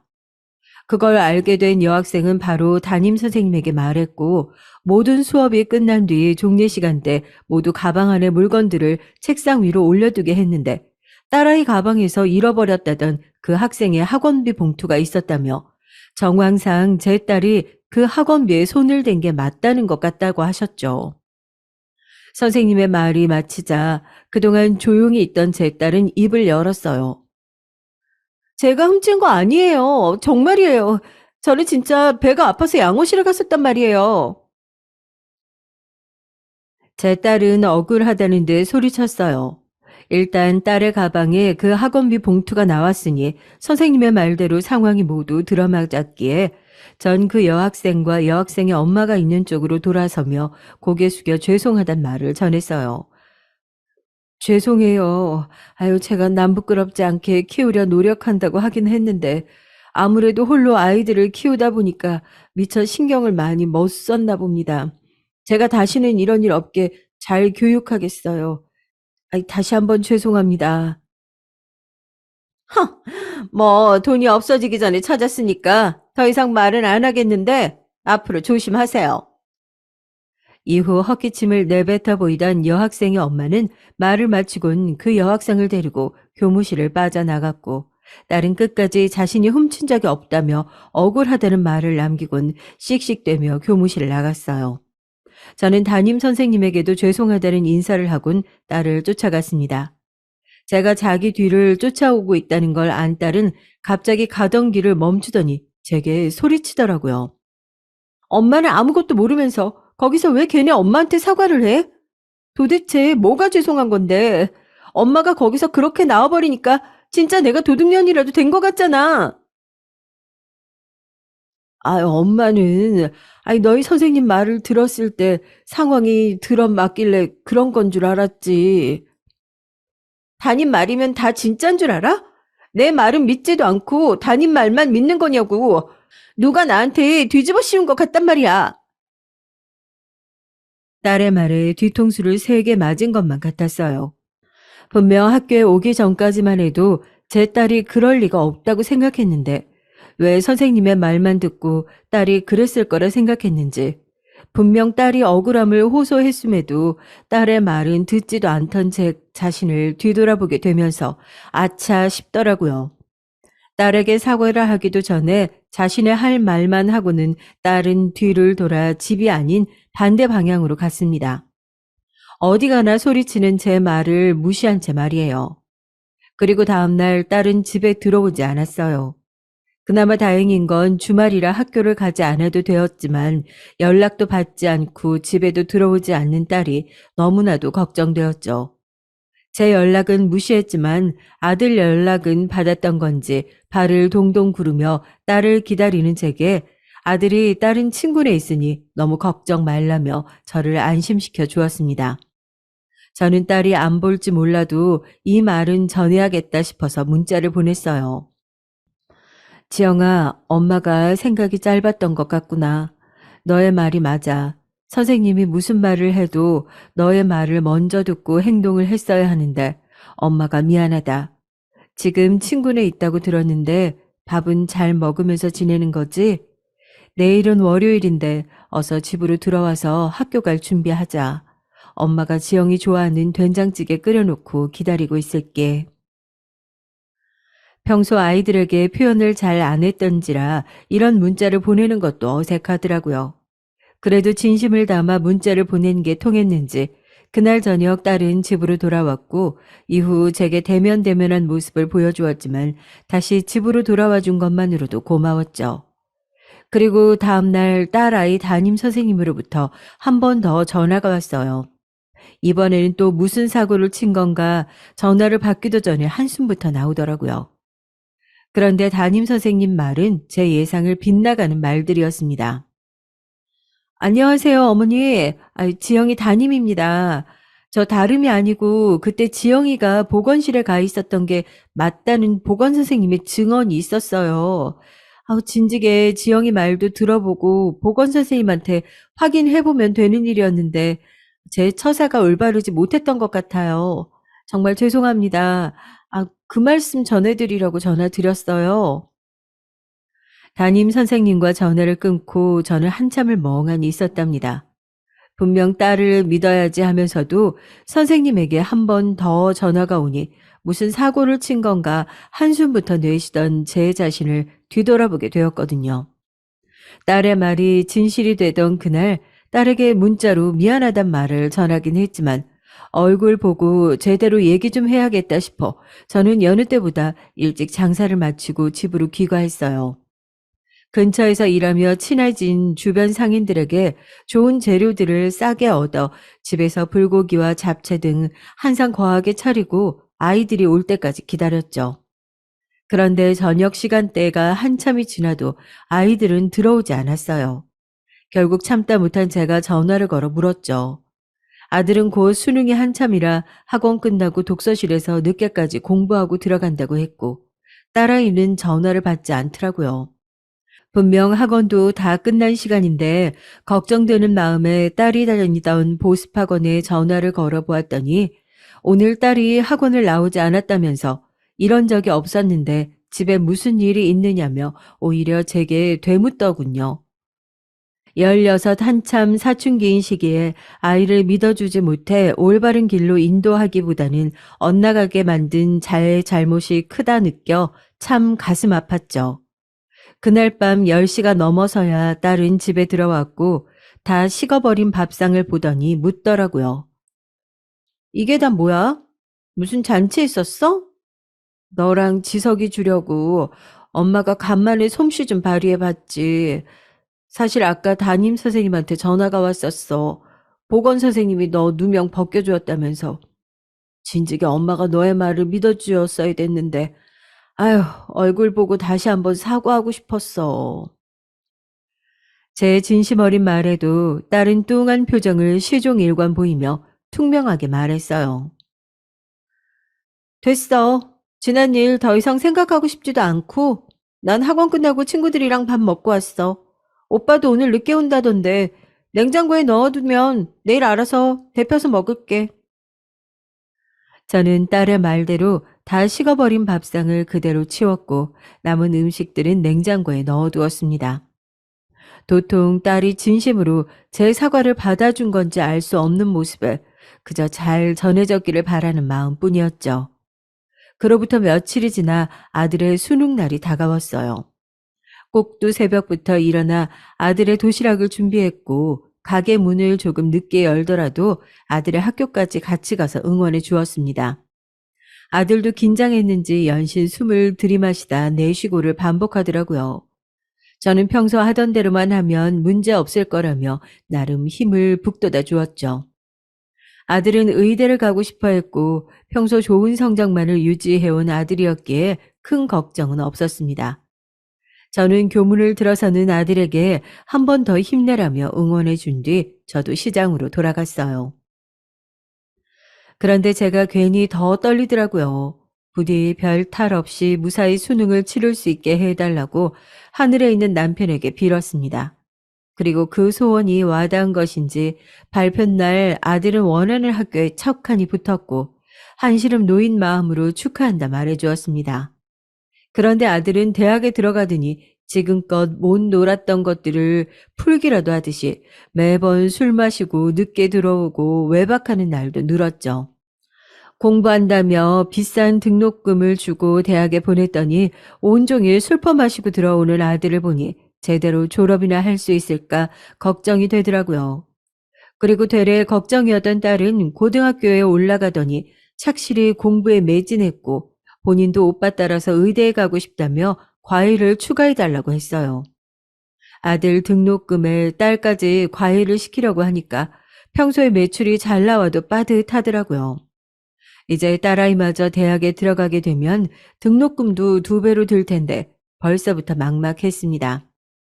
이렇게 해야 하나 고민하고 있을 찰나 둘째 언니에게 오랜만에 연락이 왔고 뜻밖의 소식을 가져다 주었어요. 예전에 친정아빠의 유산으로 받은 땅이 리조트를 건설한다며 곧 재개발에 들어간다는 소식이었죠. 덕분에 땅값은 배의 배로 불어났고 평수도 작은 평수는 아니었기에 돌아올 수익은 제 예상보다 훨씬 올라 있었습니다. 둘째 언니는 부동산 일을 하고 있었기에 그쪽으로는 빠삭했고 이런 소식은 누구보다 빨랐죠. 소식이 들려온 지 몇 달이 흘러 소식은 현실이 되었고 통장이 처음 보는 숫자가 찍혀 들어왔어요. 이 돈을 어떻게 굴려야 하나 무작정 통장에 넣어두는 게 좋을지 고민하고 있는데 둘째 언니가 또 한 번 좋은 정보를 주었습니다. 서울 근교에 있는 수도권 지역의 한 구옥 아파트를 투자할 겸 사서 세를 주라는 정보였고 저는 언니의 말을 따랐죠. 처음에는 이런 구옥 아파트를 왜 사려는 건지 이해하지를 못했지만 둘째 언니의 말이니 한번 믿어보자고 했어요. 구옥 아파트였기에 집값이 비싼 편도 아니었고 2채 정도 사도 무리가 되지 않아 돈이 어느 정도 남았죠. 딸의 대학 등록금에 살고 있는 전셋집을 나와 다른 집을 사서 갈 수도 있는 정도였어요. 그렇게 저는 좀 더 넓은 아파트로 이사를 갔고 딸은 더 넓은 방이 생겨서 좋다며 기뻐했습니다. 이후 딸도 수능을 앞둔 수능생이 되었고 밤낮을 책상 앞에서 공부에 매진했어요. 아들 녀석은 공부는 잘 하는 건지 술만 마시고 늦게 들어오던 생활을 계속 이어가다가 군대에 갔고 가끔씩 편지를 보내왔었죠. 어느새 여자친구도 사귄 건지 아들 여자친구라는 아이는 아들 훈련소 입소 온 날 함께 따라가더니 옆에서 저보다는 더 눈물을 흘리더라고요. 그리고 시간이 흘러 딸의 수능날이 다가왔어요. 지금까지 잘 공부해왔기에 잘 볼 거라 믿었는데 수능을 마치고 온 딸의 표정이 썩 좋지 않더라고요. 긴장을 너무 한 탓인지 수능을 잘 보지 못했다며 아무래도 재수를 해야 할 것 같다는 말을 했어요. 이후 딸은 재수학원에 다녔고 코피까지 흘려가며 열심히 공부한 덕분에 아들 녀석보다 더 이름 있는 의대에 합격할 수 있었답니다. 그동안 딸이 얼마나 고생을 한지 알았기에 그 누구보다 기뻤고 딸이 자랑스럽고 대견했죠. 딸아이는 대학에 입학해서도 그 훌륭한 아이들을 제치고 장학금도 타며 제 걱정들이 무색하리만큼 잘 해주었어요. 그리고 아들은 제대하고 그나마 정신을 좀 깨우친 건지 전처럼 마냥 놀지만은 않고 제법 공부를 다시 시작하더니 바닥치던 성적을 조금씩 끌어올리더라고요. 저도 지금껏 모아둔 돈을 투자해 가게를 확장해서 더 이상 시장에 있는 작은 과일 가게가 아니라 변화하는 시대에 발맞춰 번화가에 놓인 색다른 과일 가게로 전략해서 재탄생시켰습니다. 그랬더니 그 전에도 꽤 잘 되었던 장사는 더욱이 잘 나갔고 바쁜 현대인들이 쉽게 먹을 수 있게 과일을 잘라 컵 안에 넣어 판매하거나 과일을 곁들이는 샐러드와 음료까지 판매하며 손님들이 더욱 즐겨 찾을 수 있는 과일 가게로 판매 폭을 넓혔어요. 큰오빠와 첫째 언니의 아이디어를 적극적으로 수용해서 진행해 본 건데 결과는 대성공적이었습니다. 제 장사가 잘 될수록 친정 아빠에게 물려받은 큰오빠네 과수원도 바빠졌어요. 하루는 저희 가게가 너무 장사가 잘 돼서 과수원도 쉴 틈이 없다며 사람을 고용해야 할 것 같다는 행복한 고민을 늘어놓더라고요. 저도 더 이상은 홀로 가게 일을 도맡아 하진 않고 아르바이트생도 고용해서 조금 널널하게 제 시간을 사용하며 장사를 하기 시작했답니다. 그렇게 제가 여유가 되어 시간이 늘어날수록 아이들에게 더욱 신경을 썼어요. 그 힘들다는 의대 과정을 별 탈 없이 무사히 마칠 수 있도록 옆에서 물심양면 도와주었죠. 그 덕분인지 딸아이는 그렇게 의대 6년을 마지막까지도 좋은 성적으로 졸업했고 국가고시도 한 번에 합격해서 유명한 대학 병원 인턴에 들어가게 되었어요. 아들 녀석은 대학에 들어간 지 얼마 안 되었을 때 형편없는 성적을 보여서 2년이나 유급이 되었고 재수한 딸보다 졸업이 늦어졌죠. 그래도 제대한 후부터는 마음 다잡고 공부하는 듯 보였고 다시 유급되는 일은 없었습니다. 그렇게 아들이 본과 4학년에 올라 의사 국가고시를 앞두고 있을 때였어요. 그 중요한 시기에 웬 여자와 손을 잡고 제가 있는 가게에 오더니 할 말이 있다며 저를 놀라게 할 발표를 했습니다. 엄마, 나 결혼하고 싶어. 허락해줘. 갑작스레 찾아와 결혼이라니 이게 무슨 뚱딴지 같은 소리인가 싶어서 멍하니 아들 옆에 함께 손을 잡고 있는 그 여자를 쳐다봤어요. 그 여자는 다름 아닌 제 가게 아르바이트생이었어요. 아들놈이 훈련소에 입소할 때 같이 갔던 그 의대생 여자친구라면 이 정도까지 경악스럽진 않았을 텐데 생각지도 못한 인물이라 놀라울 따름이었죠. 저 사실 사장님 지석 오빠 아이를 가졌어요. 그리고 다음 이어진 알바생의 말에 그만 화를 참지 못하고 뺨을 때렸습니다. 찰싹하는 소리가 가게 전체를 울렸어요. 그날 손님이 없어서 그나마 다행이었죠. 결혼 발표에 이어 임신 발표라니 제 아들놈과 이 알바생이 만나고 있는지도 몰랐었는데 저를 속여가며 뒤에서 이런 악랄한 짓을 벌인 지금은 제 며느리이자 당시엔 알바생이었던 그 아이가 믿게만 느껴지더라고요. 엄마, 지금 이게 무슨 짓이야? 그러자 제 아들 녀석은 그 알바생을 가로막으며 제게 목소리를 높여 화를 내더라고요. 너야말로 지금 이게 무슨 짓이니? 어? 너 지금 국가고시가 코앞이야. 그런데 뭐? 임신? 결혼? 아우, 정신 차려. 지영이는 벌써 졸업해서 인턴 과정 중인데 넌 오빠가 돼서 창피하지도 않니? 어? 그리고 너도 사정이 딱해서 시급보다 더 쳐주면서 아르바이트 시켜줬더니 뒤에서 내 아들놈이랑 놀아나? 죄송해요, 사장님. 울분을 쏟아내며 삿대질하는 제 앞에 결국 알바생은 죄송하다며 눈물을 흘렸고 아들놈은 그런 알바생의 눈물을 닦아주며 제 앞에서 보던 말던 달래주기에 급급했습니다. 엄마는 왜 애를 울리고 그래? 이 아이 뱃속에 있는 내 애가 있다니까? 지금 같이 병원 다녀오는 길이야. 사주 됐대. 나와서 잘 키우고 싶어. 그러니까 제발 허락해줘요. 그러더니 웃고 제게 제발 허락해달라며 두 손 모아 부탁하는데 아직도 화가 나 속이 끓었지만 좀 더 침착하게 상황을 살피자며 스스로를 진정시켰죠. 그리고는 가게 옆에 있는 카페에 가서 얘기를 좀 더 나눠보기로 했어요. 그 말에 알바생은 그제야 울음을 그쳐 보이더라고요. 저는 그 모습마저 어찌나 여우 같아 보이던지 이 아이를 처음 만난 건 가게를 확장한 지 얼마 안 되어 막 아르바이트생을 구할 때였어요. 예쁘장하게 생긴 여자아이가 직접 찾아와 양식에 써온 이력서도 아닌 수기 이력서를 건네며 꼭 좀 아르바이트를 써달라고 부탁하더라고요. 구인 공고 사이트에도 올려놓은지라 충분히 인터넷으로 지원을 해도 되는데 수기 이력서를 직접 찾아와 건네다니 의아할 따름이었죠. 그런데 이력서를 보고 금세 알바생이 처한 상황을 알 수 있겠더라고요. 고등학교는 중퇴에 가족은 할머니가 전부였습니다. 사정을 자세히 들어보니 어린 시절 부모님을 여의고 할머니가 홀로 남은 본인을 키워주셨고 고등학생 때 부모님이 남겨놓은 빚 때문에 사채업자가 찾아와 할머니에게 해코지를 하는 바람에 쓰러져 병원 신세를 지게 되었다고요. 이후로 고등학교를 중퇴 후 아르바이트를 전전하며 지냈다고 하더라고요. 평일이고 주말이고 할 것 없이 낮에는 식당 일, 밤에는 대학교 쪽에 위치한 건전한 술집에서 아르바이트를 하며 겨우 할머니 병원비를 마련하고 있다며 그러다 최근에 일하던 식당에서 설거지하다가 그릇을 깼다는 이유로 해고당해서 다음 아르바이트 자리를 구하고 있었고 고등학교도 나오지 못한지라 다른 가게에선 다 퇴짜 맞고 오는 길에 저희 가게 앞에 아르바이트를 구한다는 안내문이 붙어 있는 것을 보고는 직접 찾아와 지원했다고 했어요.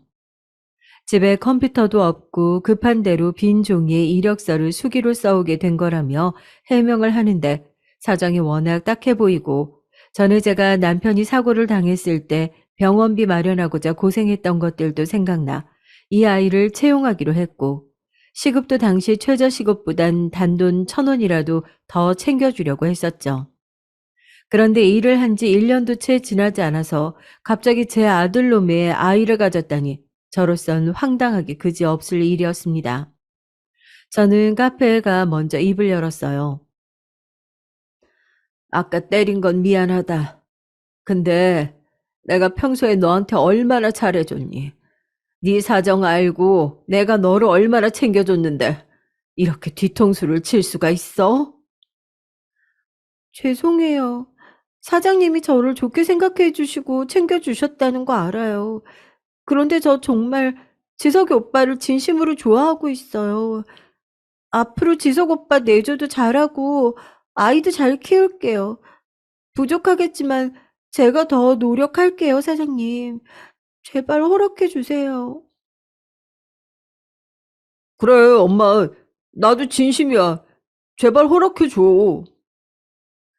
맘 같아선 뱃속 아이야 당장 지우라고 하고 싶었지만 이미 자라고 있는 생명을 그래도 되나 싶고 또 서로 진심이라고 하는데 어떻게 해야 하나 고민이 컸어요. 지석이가 국가고시 합격하면 그때 생각해 보마. 아, 당장 알바도 자르고 애도 지우라고 하고 싶은데 지석이 네가 한참 중요한 시기라서 참는 거야. 제 말을 들은 아들놈은 기필코 국가고시를 합격하겠다며 다짐해 보였고 알바생을 데리고 카페를 유유히 나갔어요. 이후 알바생을 마주칠 때마다 전처럼 따뜻하게 대하진 못하겠더라고요. 그리고 아들은 자주 오던 가게도 발길을 끊으며 공부에 매진했습니다. 스터디도 가며 열성적인 모습을 보이더니 결국 국가고시를 합격해 보였답니다. 저는 결혼을 허락하는 대신 중졸의 부모도 없는 며느리를 내세우기 부끄러운 마음에 결혼식은 생략하고 혼인신고만 하라고 했고 아들놈이 인턴 과정을 모두 수료할 때까지 집은 해줄 수 없다 선언했어요. 그리고 그 전까지는 제 집에서 신혼 살림을 하며 며느리에겐 살림을 배우라고 일렀죠. 며느리는 올해로 24살밖에 되지 않은 어린 아기였기 때문에 집안일이 서툴 거라 생각했어요. 그런데 제 예상과는 다르게 일찍 부모님을 여의고 늙은 할머니를 도와 살림을 했던지라 집안 청소며 요리, 빨래 등 모든 일을 척척 잘 해내 보였습니다. 가끔 해 갖고 오는 음식들은 제가 하는 것보다 맛이 좋아서 놀랄 때도 있었죠. 하지만 무슨 이유 때문인지 곧 죽어도 칭찬은 입 밖으로 나오지 않더라고요. 사람을 학력이나 집안 배경으로 그 사람의 모든 걸 판단하는 건 옳지 않지만 죽어라 뒷바라지해서 아들 녀석 의대 졸업시켰더니 고작 데려온 여자가 비교도 안 되게 변변치 않음에 불만이 없을 수가 없었습니다. 딸아이도 그런 며느리를 고운 시선으로만 바라보지 않더군요. 저는 그렇게 며느리에게 따뜻한 말 한마디 하지 못하고 오히려 잔소리만 내뱉으며 시집살이를 시켰어요. 하루는 제 생일날이었어요. 두 자식과 며느리까지 함께 외식을 하자며 저를 데리고 소고기집을 데려갔고 저도 간만에 기분 좋게 메뉴판을 보며 무얼 먹을지 고르고 있는데 먼저 나온 밑반찬들을 보곤 헛구역질을 하며 화장실에 갔다 오는 며느리에게 혀를 차며 나무랐죠. 얘는 밥상 앞에 두고 채신머리 없게 헛구역질을 하니 음식 먹기도 전에 입맛부터 버렸다. 임신이 무슨 벼슬이니? 꼭 이렇게 시엠이 생일이라고 나온 식당에서 눈치 없게 헛구역질을 해야겠어.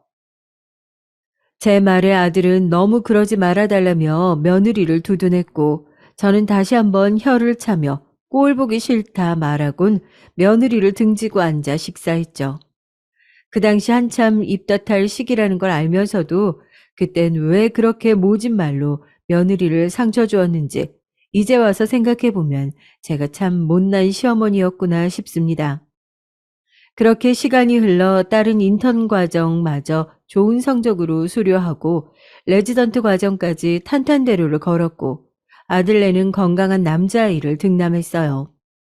인턴 과정이 끝나면 레지던트를 밟기 전에 육아에만 매진하겠다던 아들놈에게 그러면 돈을 한 푼도 보태지 않겠다며 으름장을 놨더니 군말 없이 생각을 고치겠다고 하더군요.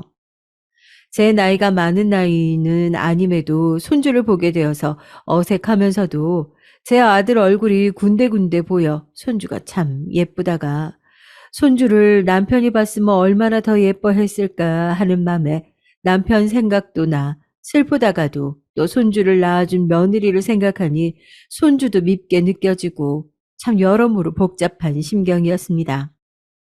그래도 증손주 소식에 어느새 백발노인이 된 친정엄마는 너무도 기뻐하며 이제 죽어도 여한이 없다는 말만 늘어놓으셨어요. 친정엄마는 친정아빠가 돌아가실 적에 홀로 들어간 요양병원에서 3년 정도 계시다 너무 답답하다며 나와 결국엔 다시 집으로 들어갔고 큰오빠네가 모시고 계십니다.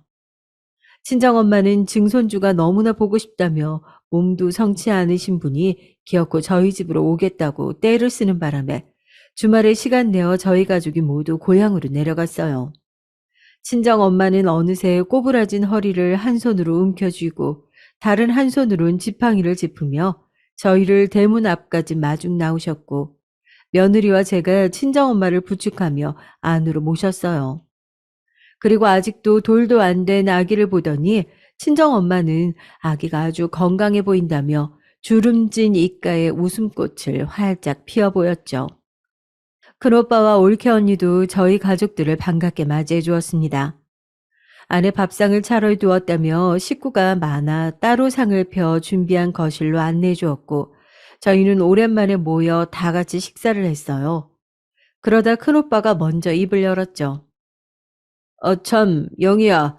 너 그때 영화가 알려줘서 산 아파트 집값 엄청 올랐다더라. 거기 들어가 보니까 내년에 재개발 들어간다는데 너도 얘기 들었니? 안 그래도 저번에 둘째 언니가 말해주더라. 야, 영희 너 완전 부자 됐더라. 나도 아빠한테 이 과수원 말고 땅이라 달라고 할걸. 너 나중에 잘 돼도 이 오빠 잊지 말아야 된다. 큰오빠는 웃으며 말했고 저 또한 당연한 말을 한다며 웃어 넘겨 보였죠. 예전에 친정아빠 유산으로 받은 땅을 리조트 건설로 인해 건설사에서 배에 배로 땅값을 받아 둘째 언니에게 말을 듣고 서울 근교 아파트를 구매했던 일에 관해 말하는 거였어요. 이 내용은 제 아들과 딸은 몰랐던 얘기였기에 아니나 다를까 식사 자리가 파하고 저를 불러 아까 큰오빠가 한 말에 대해 묻더라고요. 저는 솔직하게 지금껏 불어난 제 재산에 대해 얘기를 했어요. 그랬더니 그런 중요한 말을 왜 이제야 하냐며 다짜고짜 자기들 원하는 것들을 하나 둘씩 꺼내 보이더라고요. 엄마, 그럼 나 빨리 분가시켜줘. 애는 점점 커가는데 언제까지 엄마랑 지영이랑 같이 살 순 없잖아. 그래도 명색의 가장인데 우리 과일 가게 옆에 아파트 새로 지었던데 우리 거기 집 좀 얻어줘. 엄마, 나 차 좀 사줘. 오빠는 결혼했다고 차 사줬잖아. 나도 매일같이 지옥철 타고 다니는 거 안 그래도 힘들었단 말이야. 꼭 저에게 돈이라도 맡겨둔 것 마냥 집과 차를 사달라는 아들놈과 딸년을 보며 회의감이 들더라고요. 지금껏 홀로 과일 팔아 그 비싼 의대 등록금 대주고 졸업시켜놨더니 효도까진 바라지도 않았지만 그 흔한 고맙다는 말 한 번 하지 않고는 뻔뻔하게 바라기만 하는 자식들이 미워지더라고요. 그런 제 입 밖으로는 좋은 소리가 나올 리 만무했죠. 으이그 이 못난 것들. 니들 눈에는 니 애미가 은행으로 보이드냐? 지금껏 니 애미가 홀로 과일 팔아서 그 비싼 의대 등록금 다 대주고 졸업시켜줬더니 이제는 집도 사주고 차도 사주길 바래. 저는 울분을 토해내며 고래고래 소리를 질렀어요. 제 말에 이제 그런 소리는 지겹다는 듯 귀를 후벼 파던 아들놈은 그런 소리 할 거면 자기는 먼저 돌아가겠다며 자기 집안으로 들어갔고 딸년도 제게 토라진 모습을 보이며 아들놈을 뒤쫓아 들어갔습니다. 그러더니 며느리와 지 자식을 데리고 차에 타 저를 홀로 이곳에 두고 제 딸과 함께 아들놈은 떠났고 갑자기 집에 가버리는 자식들을 보며 큰 올케 언니가 묻더라고요. 아가씨, 무슨 일이에요? 지석이가 갑자기 문을 콱 열고 들어오더니 지 마누라랑 새끼 데리고 가던데. 제가 어디 가냐고 물었더니 대답도 안 하고, 무슨 일이 있는 거예요? 올케 언니에게 이런 제 속사정을 모두 말할 순 없었고 별일 아니라며 대충 얼버무렸죠. 그리곤 그날 하루 오랜만에 친정 엄마와 함께 잠을 청하며 흘러나올 것 같은 눈물을 겨우 참았습니다. 다음날 집으로 돌아가니 두 자식들은 차갑게 저를 대하더라고요. 자식들의 차가운 눈초리가 가슴 아팠지만 그렇다고 이번에도 아무렇지 않게 원하는 것들을 다 들어주면 버릇 나빠질 거라 생각해서 마음 독하게 먹고 견뎌내기로 했습니다. 그렇게 며칠이 지나고 여느 날처럼 가게에 있다가 마감은 아르바이트생에게 넘기고 저녁을 먹으러 집으로 귀가하고 있었어요. 집을 다다를 때쯤 아파트 앞에 웬 응급차가 서 있었고 누가 어디 아픈가 보다 하고 그냥 지나치려는데 응급차에서 건장한 성인 남자 두세 명 정도가 나와서 저를 끌고 응급차 안으로 밀어 넣었어요. 저는 갑작스레 벌어진 상황에 이거 놓으라며 손을 뿌리치며 아둥바둥했지만 제 힘으로는 역부족이었죠. 저는 그렇게 알 수 없는 병원으로 끌려갔고 간호사들에 의해 환자복으로 갈아입게 됐습니다. 그리고 제가 끌려온 곳이 정신병원이라는 것을 알 수 있었죠. 그리고 의사가 와서 제가 갱년기 우울증과 조현병을 앓고 있다는 소견하에 가족들의 동의를 받고 입원하게 된 거라 설명하곤 일단 진정제를 놔주겠다며 꽤나 친절한 말투로 말했습니다. 우울증과 조현병이라니. 물론 지금껏 살아오면서 우울하다는 생각을 여러 번 하기는 했지만 절대 치료를 받을 정도는 아니었고 조현병을 전혀 앓고 있지도 않았죠. 저는 의사가 나가기 전에 소매를 붙들곤 억울함을 호소해봤어요. 선생님, 저는 그런 병을 앓고 있지 않아요. 전 누구보다 멀쩡하다고요. 제 말에 의사는 한숨을 내쉬며 제 손을 떼어내더니 곧 제게 사진 몇 장을 보여주었습니다. 그 사진은 전에 아들놈이 갑자기 결혼하겠다며 며느리를 데려온 날이었고 가게에서 제게 임신 소식을 밝히는 바람에 화를 참지 못한 제가 며느리에게 뺨을 때렸던 그날의 사진이었어요. 이때 당시에 CCTV를 통해 사진을 얻었구나 생각이 들었고 이 모든 건 자식들이 꾸민 일이라는 걸 금세 눈치챌 수 있었죠. 제가 혼자 열심히 생각을 하고 있는데 어느새 간호사가 와 주사를 놨고 약물이 점점 들어오는 걸 느끼며 저도 모르게 잠이 들었습니다. 그리고 익숙한 목소리에 잠에서 깼죠. 제 앞엔 파렴치한 두 자식들이 의사와 함께 있었어요. 제가 잠에서 깬 걸 본 아들놈은 의사에게 따로 얘기 좀 나누겠다며 말했고 의사는 무슨 일이 있으면 바로 간호사를 부르라며 나갔습니다. 저희 너무 원망하지 말아요. 글쎄, 그거 달라고 할 때 조용히 줬으면, 이런 일 없었을 거 아니에요. 아들놈은 또다시 뻔뻔한 그 입을 나불댔고 저는 끓어오르는 분노와 서러움에 울며 말했습니다. 너희들이 어떻게 이럴 수가 있어? 이러고도 니들이 자식이야? 사람이야? 어떻게 애미를 이렇게 가질 수가 있어? 엄마도 우리한테 그런 말 할 자격 없는 거 아니야? 아빠 병원에 있을 때 엄마가 술 먹고 아빠 있는 병실 가서 주정 부리는 바람에 아빠 돌아가신 거 외갓집 식구들이 하는 말 다 들었어. 결국엔 엄마 때문에 아빠 돌아가신 거잖아. 네 아빠는 공장에서 사고가 났었어. 식물인간이었다고. 식물인간은 살아날 희망이라도 있어. 자가호흡하는 상태였다고. 엄마는 우리가 의사라는 걸 잊은 거야? 엄마가 그렇게 아빠한테 쓸데없는 말만 내뱉지 않았어도 아빠는 살아날 수 있었을지 모른다고. 아들놈은 이내 울먹거리며 병실을 나갔고 전 멍하니 아들놈이 나간 빈자리만 바라보고 있는데 옆에 있던 딸이 더욱 냉정한 말투로 제게 말했어요. 내가 16살 때 기억나? 엄만 날 믿지 못했어. 내가 도둑 누명 쓰고 힘들어하는데도 내 말은 믿지도 못해서 결국 똑같이 나를 도둑으로 만들었지? 엄만 내게 그런 엄마였어. 신뢰라곤 찾아볼 수 없는 그런 무늬만 엄마인 사람이었다고. 그러니 사용같이 있을 때 해달라는 거 그냥 해줬으면 됐잖아. 그깟 차 몇 푼이나 한다고.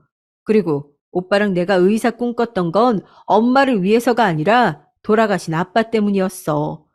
그러니 효도 같은 거 할 거란 헛된 착각하지 말고 이곳에서 얌전히 있어. 우리가 원하는 것만 갖게 되면 엄마도 여기서 나올 수 있을 테니까. 차갑게 식은 목소리 한 글자 한 글자가 더욱 선명하게 제 귓가에 꽂혔습니다. 그렇게 딸아이는 마지막까지 차갑게 저를 노려보더니 병실을 나섰어요. 그렇게 두 자식 놈들은 제 비수를 꽂는 말들만 남기고 떠났고 전 홀로 남은 병실에 주저앉아 가슴을 치며 소리쳐 울었습니다. 그 소리에 간호사들이 달려와 제게 한 번 더 주사를 놓았고 저는 그렇게 또 억지로 잠이 들게 됐죠. 그러다 잠에서 깨보니까 늦은 밤처럼 보였어요. 밖에 모든 불은 꺼져 있었고 시끄럽게 떠들던 환자들은 보이지 않았죠. 지금 놓인 제 상황에 그저 눈물만 흐르더라고요. 지금껏 완벽한 엄마는 아니어도 좋은 엄마이고 싶어 갖은 노력을 다해오며 오냐오냐 키웠는데 결국 제게 남은 건 자식들의 배신뿐이었습니다.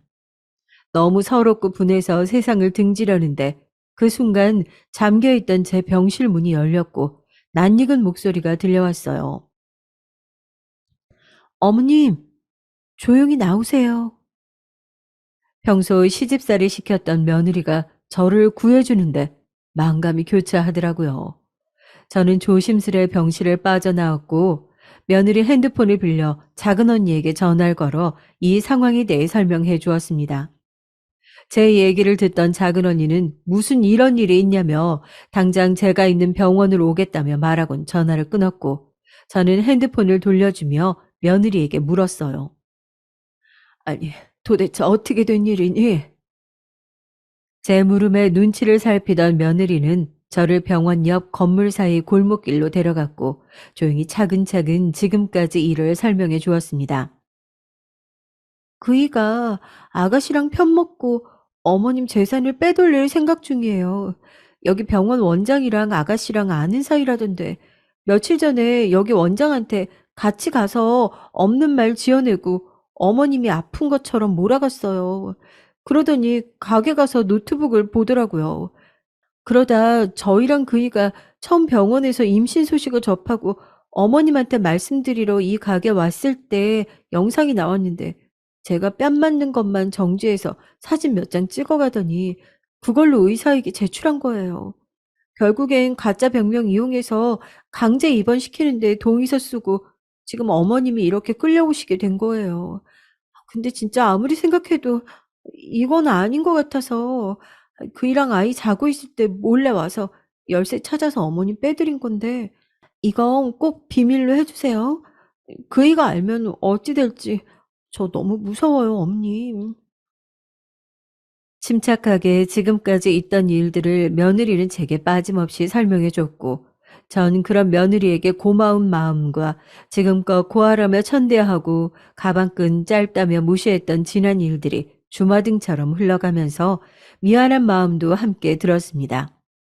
그렇게 얘기하고 있을 찰나 작은 언니네 차가 보였고, 저는 마지막으로 며느리에게 두 손을 꼭 잡으며 진심으로 고맙다고 말을 전했죠. 그리고 병원 앞에 차를 대곤 주변을 서성이는 작은 언니와 작은 형부 곁으로 갔어요. 두 사람은 제 꼴을 보더니 담요를 덮어주며 저를 차 안으로 안내해 줬습니다. 이게 다 무슨 일이라니. 아니 안 그래도 어제 지석이랑 지영이가 네가 갖고 있는 아파트에 대해 물어보던데 무슨 일이 있었던 거야? 작은 언니는 뒷자리에 저와 함께 앉아 제 어깨를 쓸어주며 물었어요. 그리고 전 지금까지 있던 일들을 설명해 주었죠. 작은 언니와 운전 중인 작은 형부마저 어떻게 그럴 수가 있냐며 노발대발하는 바람에 난리도 아니었습니다. 그날은 집이 아닌 작은 언니네로 향했고 언니 옷을 빌려 입곤 환자복을 벗어 던졌답니다.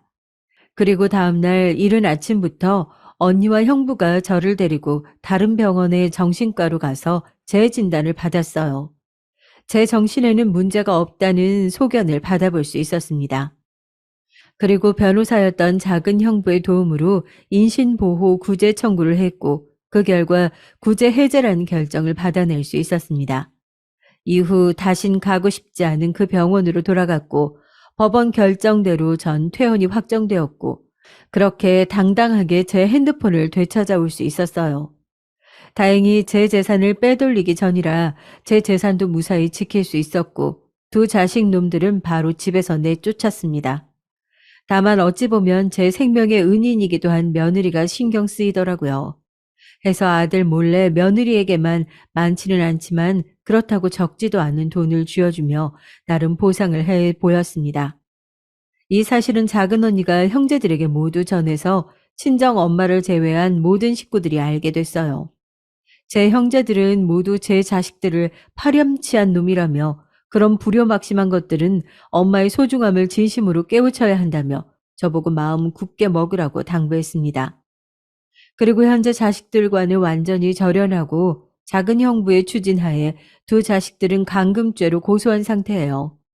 사실 아직도 마음이 좋지는 않아요. 제 자식들이 어미가 아닌 돈을 선택하게 만든 게 제 탓이 아닌가 싶은 생각도 문득 든답니다. 자식들을 키워온 건 그 누구도 아닌 바로 제 자신이니까요. 하지만 제 형제들의 말처럼 마음 독하게 먹고 끝까지 자식들에게 약해지지 않는 제가 되려고 노력 중입니다. 그리고 앞으로는 누구보다 제 자신을 제일 아끼며 살아가고자 해요. 지금껏 자식들에게 퍼주느라 못했던 여행도 다니고 즐겁게 쇼핑도 하면서 말이죠. 엄마는 누구보다 강하지만 그런 엄마를 돈으로만 생각하는 자식들을 끝까지 품어야 할 이유는 없다고 생각해요. 다른 이들은 저와 같은 일을 겪지 않았으면 하는 바람을 마지막으로 사연을 마치겠습니다. 제 긴 얘기 들어주셔서 감사합니다.